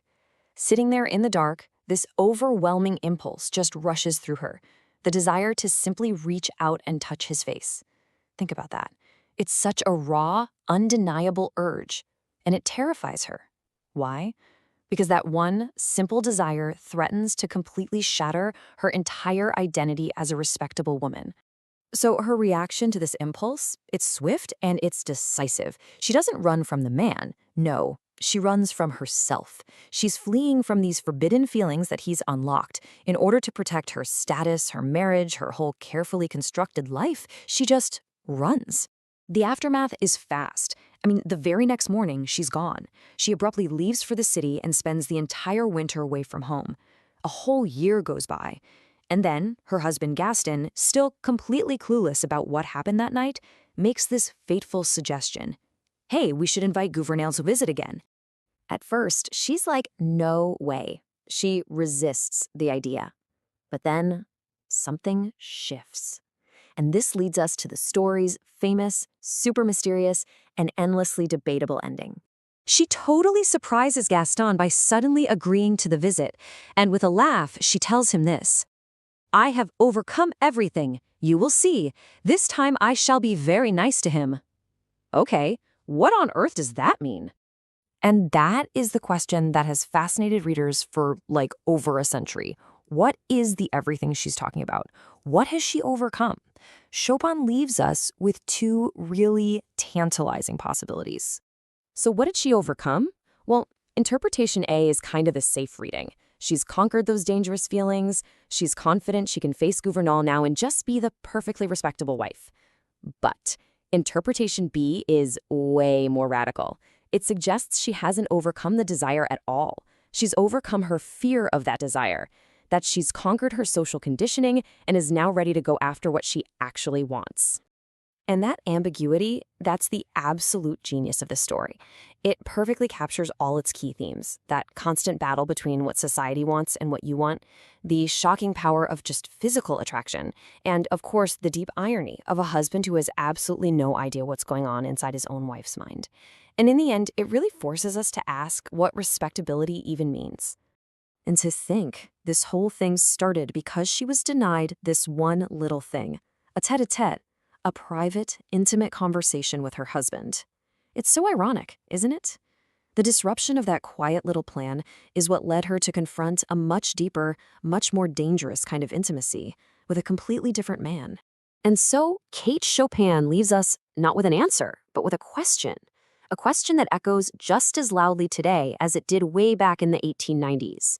What truly defines a respectable life? Is it about conforming to what everyone else expects? Or is it about being true to the complex and, sometimes messy reality of our own desires? The story doesn't decide for us. That one's for you to think about. Welcome to The Explainer. All right, today we're jumping into a really powerful short story by Anita Desai called A Devoted Son. And let me tell you, it really gets into that messy, complicated space between love and, control. Yeah, the title sounds so simple, right? A devoted son? But this story presents this gut-wrenching paradox. It asks a really tough question that makes you rethink everything you thought you knew about family, duty, and what it truly means to care for someone. So, to really get our heads around this paradox, we've got to start at the beginning. Let's meet our main character, Rakesh. And from the get-go, he's set up to be the absolute model of a perfect son, a true wonderkind. Now, we're not talking about a small win here. For a family with really humble beginnings, his dad was a kerosene dealer, this is absolutely monumental. His success becomes this huge beacon of pride, not just for his parents, but for the entire neighborhood. So what's the first thing he does with this incredible, life-changing news? Does he get arrogant? Nope. His very first act is one of deep, traditional respect. He literally bows down and touches the feet of his father, Varmaji, to honor the man who made it all possible. And this gesture, it wasn't just for show, you know? It wasn't a one-time thing.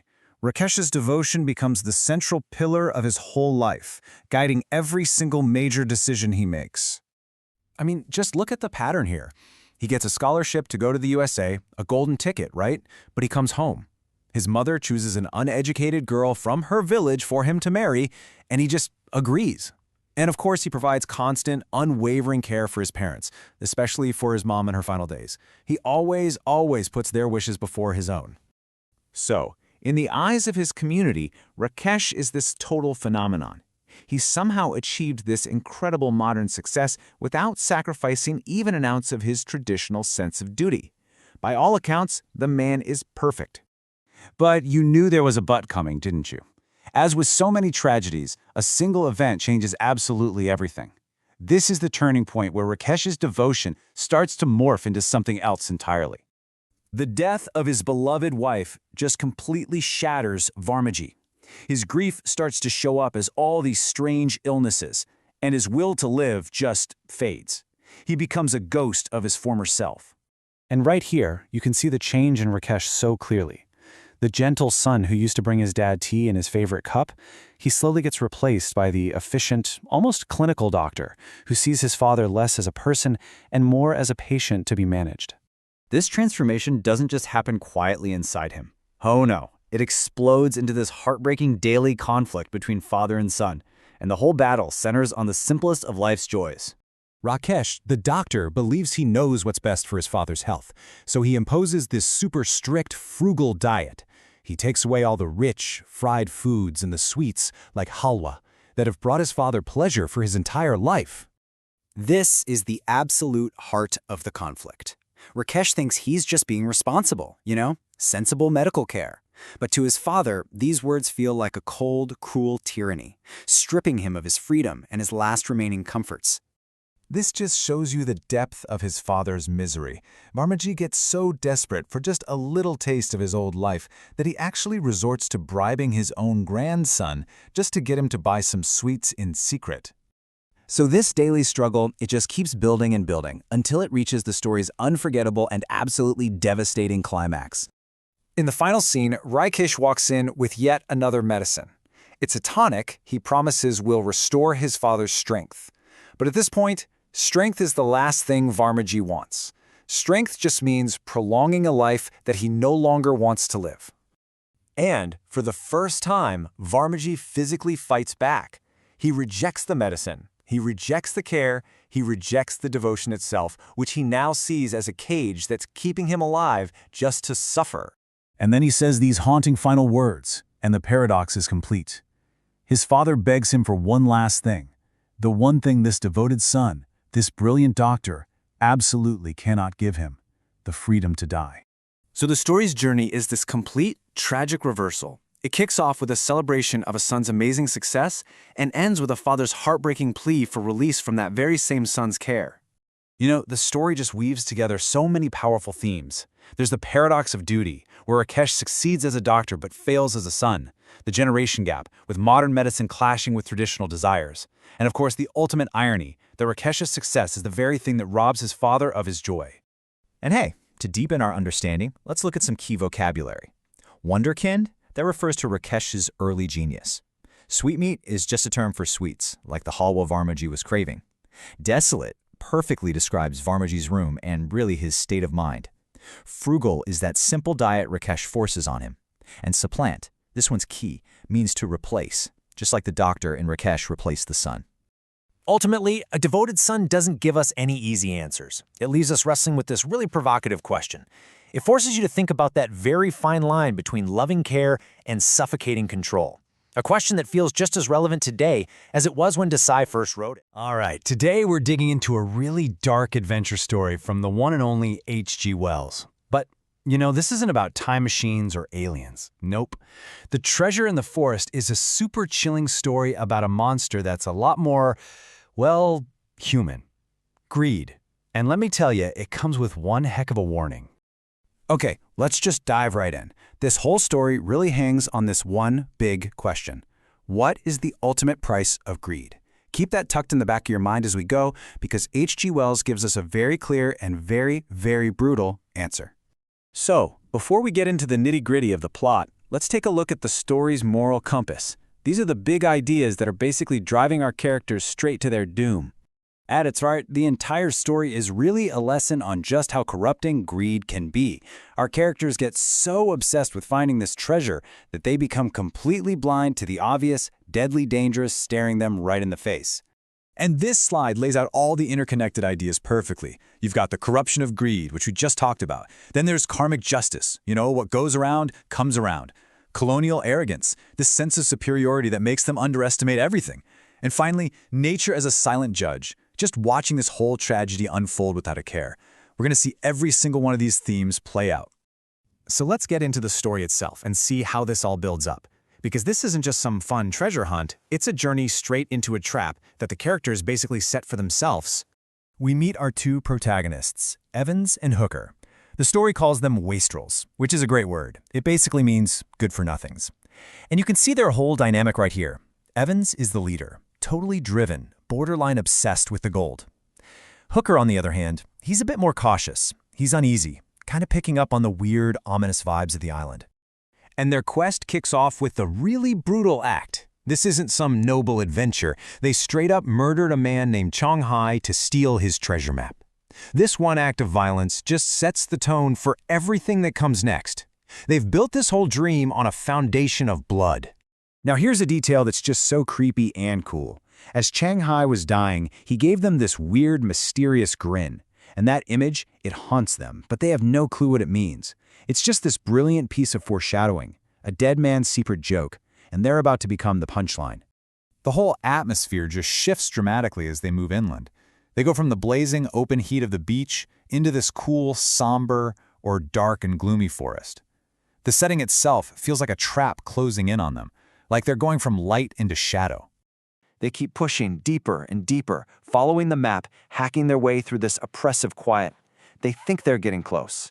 Finally, they get to the spot marked on the map, and as they stare at the scene, they realize they are not alone. And here it is, the first massive, flashing red light that they choose to completely ignore. They find a dead body, and as you can see, the signs are unmistakable. Puffed up purple skin, swollen hands and feet. This guy was clearly poisoned. This should have been the moment they ran, but nope, their greed is just too strong. So why do they ignore the dead man? Because right next to him is the prize. Dull yellow bars of gold, just sitting there in a hole. In their minds, they've won. The sight of that gold completely erases the warning of the corpse lying right beside it. And this is the fatal moment. Evans, the obsessive one, he just lunges for the gold. And as he does, he feels a tiny, almost unnoticeable prick from a thorn on his hand. He brushes it off, doesn't think anything of it. But that tiny prick, that's the trap snapping shut. So they load up the gold and start hauling it back to their canoe. But they don't get far. Evans starts feeling his arms ache, he's sweating, and then, boom, he collapses, his body just shaking with these violent convulsions. The poison is terrifyingly fast. Hooker rushes to help his partner, trying to shift the heavy gold bars. And in that exact moment, he feels it too, the sting of a thorn. And in that instant of pain, everything just clicks into place. He finally understands the whole horrifying setup, but it is far, far too late. And this just perfectly breaks down the absolute genius of Chang Xi's revenge. It was a perfect trap. He reburied the gold, but first, he coated the bars with these tiny, almost invisible thorns.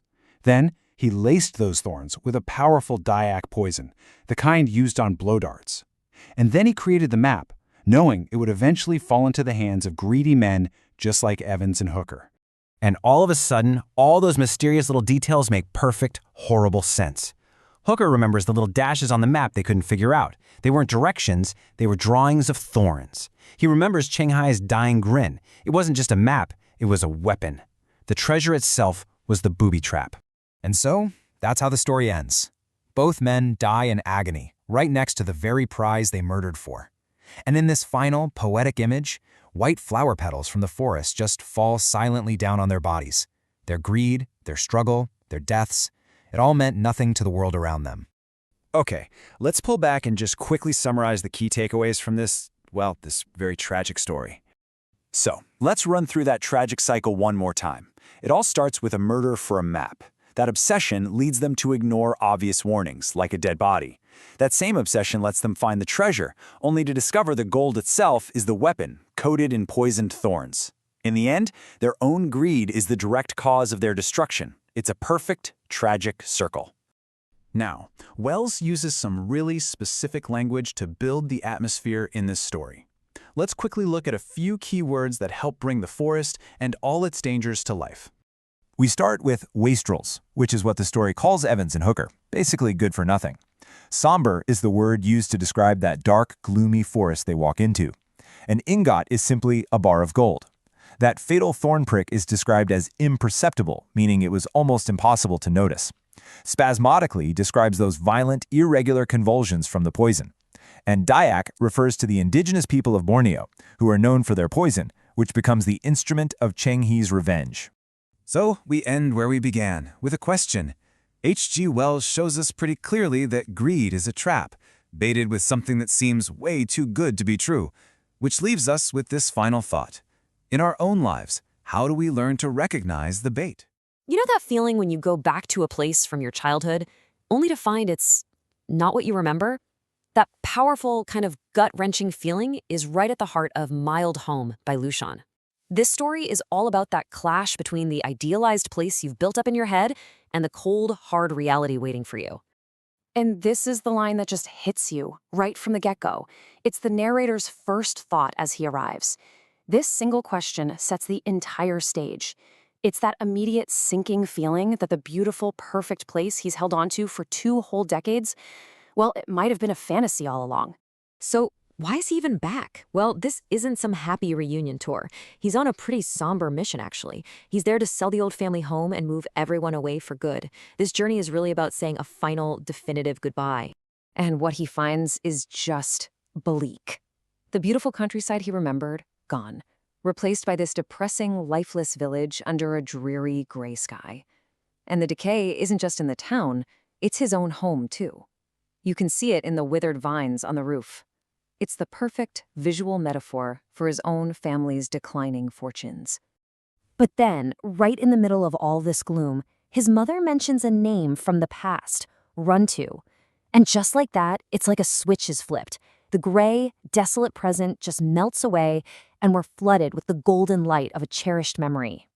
And I mean, just look at how vibrant this memory is. The narrator calls it a marvelous scene. In his mind's eye, he sees this heroic 12-year-old kid, Runtu, standing guard in a moonlit watermelon patch, ready to defend it from this badger-like creature called Azza. This isn't just a friend he's remembering. This is a childhood legend. So, this is the crucial part.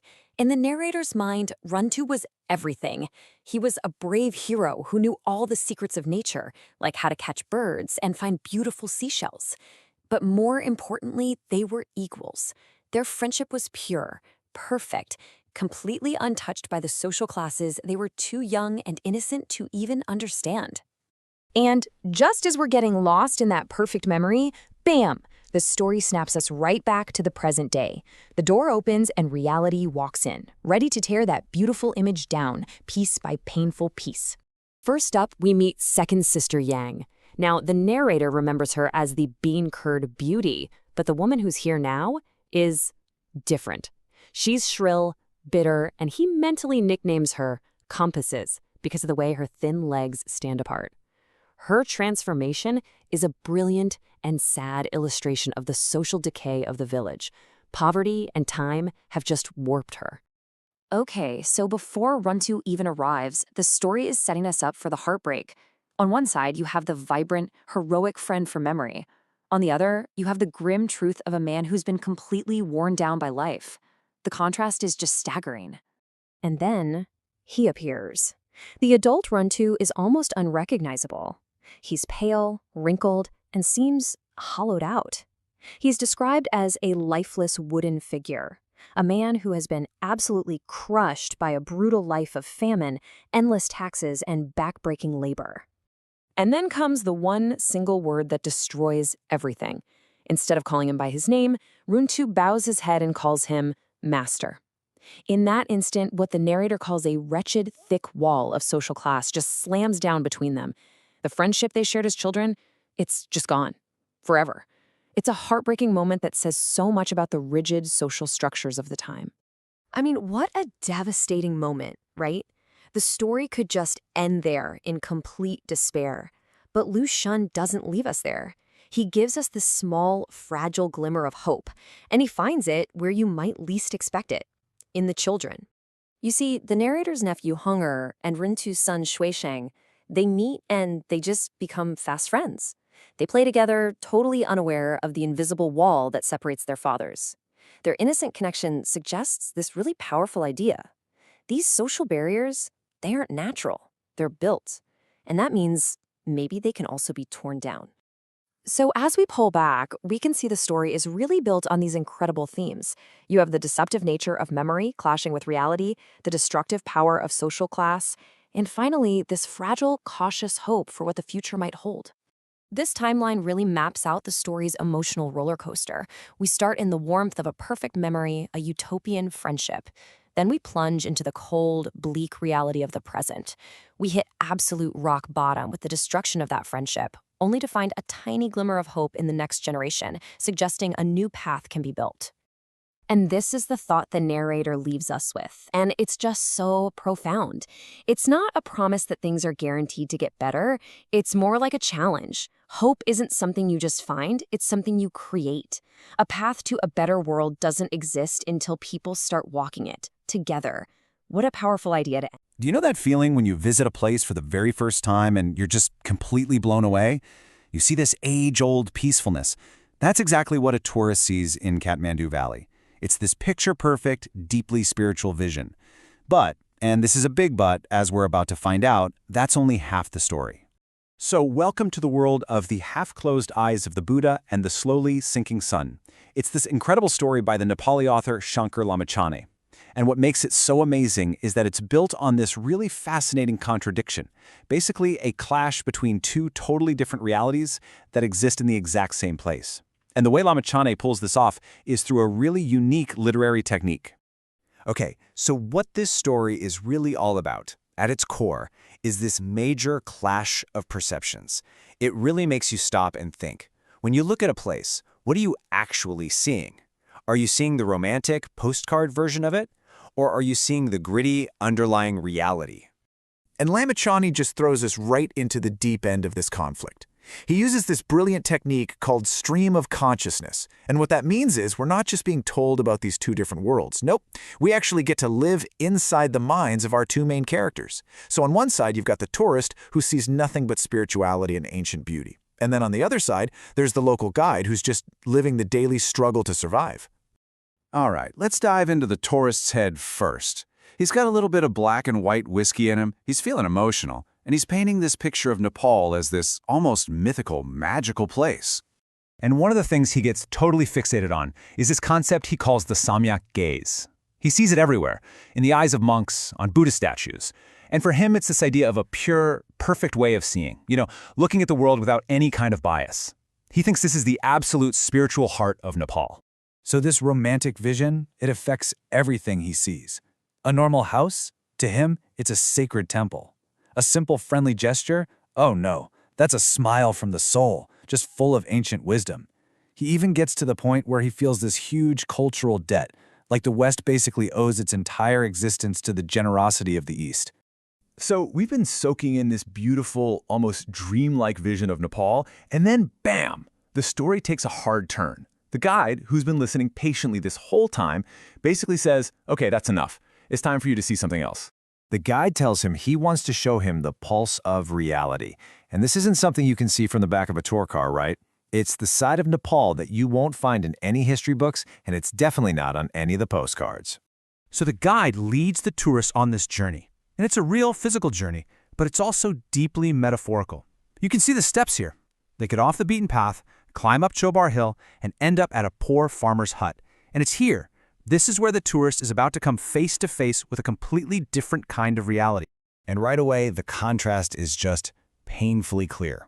This family, They're not sitting around talking about ancient princesses or glorious dynasties. No way. Their entire lives are about back-breaking work in the fields, just so they can pay half of what they earn to landlords back in the city. And then the guide shows him the real heart of his lesson. It's a child who has been struck down by polio. The story describes him as one of his maker's strangest forms of creation. His body is completely useless. He can't move. He can't speak. He can't even spit. He's alive, yes, but he is just utterly trapped inside his own body.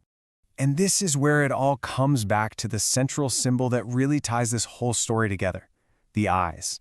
Right? We've talked about the spiritual, half-closed eyes of the Buddha, but now we have to look into the eyes of this child. Think about it. The Buddha's half-closed eyes, they're all about peace, wisdom, and deep thought. But the child's eyes, they're just listless and empty. What they represent is a future that's been shattered, a life that's just silent suffering.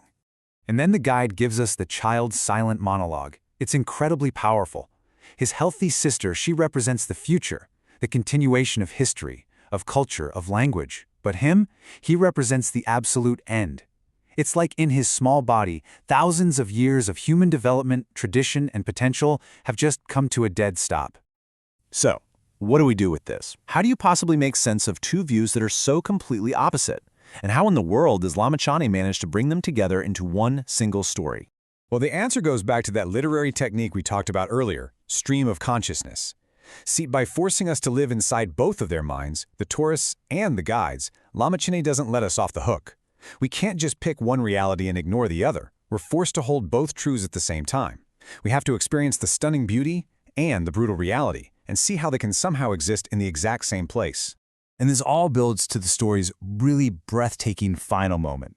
The guide looks at the tourist and says that the empty, tragic eyes of this paralyzed boy are just as beautiful as the reflection of the setting sun in the eyes of the Buddha. I mean, what a statement, right? It's shocking. It suggests there's this profound and maybe even uncomfortable beauty to be found right in the middle of suffering. And that's what we're left with, this really powerful, lingering question. What is the true story of any place? Is it the beauty that we as outsiders want to see? Is it the suffering that's churning just beneath the surface? Or maybe the real truth isn't one or the other. Maybe it can only be found in that really uncomfortable, tragic, but also beautiful space. All right, today we're jumping into a really strange and wonderful story from the master of magical realism himself, Gabriel Garcia Marquez. It's called A Very Old Man with Enormous Wings. So let's just dive right in, because the whole story really hangs on this one powerful question. It's asking you to imagine something divine, not as this, grand, glorious thing, but as something kind of pitiful, something that actually gets in the way of your normal life. So how does this miracle even show up? Well, it's not with a bang. It's more like a long, dreary whimper. The story kicks off by painting this scene of just oppressive gloom, really setting the stage for a very, very unusual arrival. I mean, the whole world just feels sick. It's been pouring rain for 3 straight days. The sea and the sky are this kind of ashen gray, and you can just smell the sea everywhere. And, to make things even weirder, the house of our main characters, Pelayo and Elisenda, is just crawling with crabs. So it's against this really bleak, almost apocalyptic backdrop that something impossible happens. And there he is. In the mud of his own courtyard, Pelayo finds him, a very old man, face down, just moaning, totally unable to get up. He's dressed like a rag picker, he's got a bald skull, hardly any teeth. His condition is so pitiful it just strips away any sense of grandeur. And then you see them, the wings. But these aren't the clean white wings you see in paintings. No, they're huge, dirty, half-plucked buzzard wings just stuck in the mud. This isn't some angel from a holy book. This is a celestial being that's been dragged down into the grimiest reality you can imagine. So Pelayo and Elisenda have no idea what to make of this guy. They're thinking maybe he's a shipwreck survivor or something. So they call in a neighbor, the kind of woman who knew everything about life and death. And with just one look, she gives him the answer.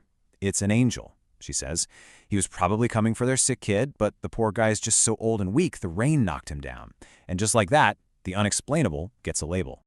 So what do you even do with a fallen angel?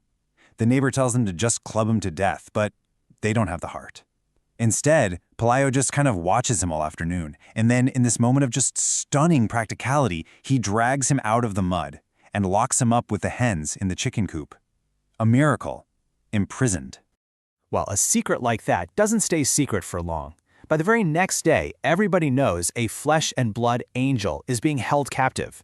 And the world's reaction? It pretty quickly goes from simple curiosity to something a whole lot darker. And the first people who show up, they have absolutely no reverence. None. They just gather around the chicken coop and have fun with the angel, tossing him bits of food through the wire like he's not a supernatural creature, but some kind of circus animal. The extraordinary just became everyday entertainment. Then, of course, organized religion shows up in the form of Father Gonzaga. But he is not convinced. Now, what's really fascinating here is how the priest basically applies a bureaucratic checklist to a miracle. The old man doesn't understand Latin. Check. He looks way too human. Check. He smells bad, his wings have parasites, and he doesn't have that proud dignity an angel is supposed to have. And here's the key part. Because the miracle doesn't follow the rules, the church just dismisses it as a possible trick of the devil.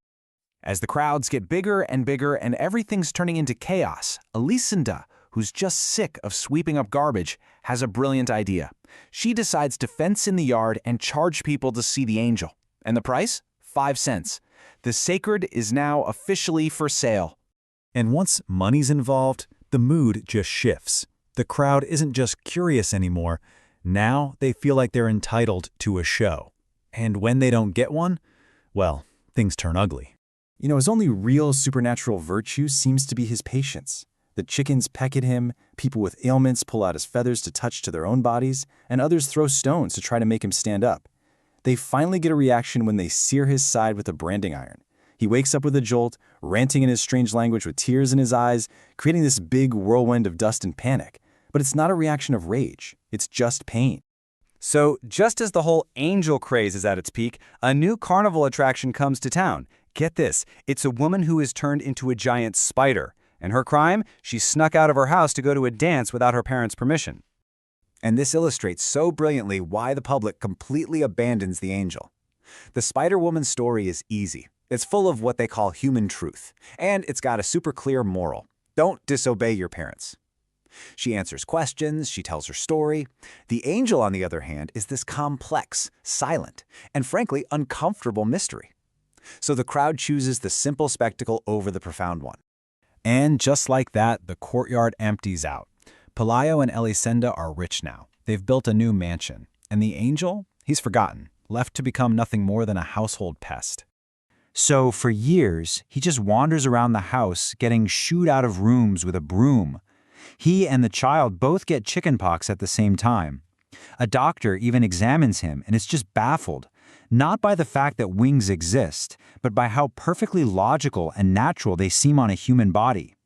Anyway, the angel survives the winter and slowly starts to grow new, stiff feathers.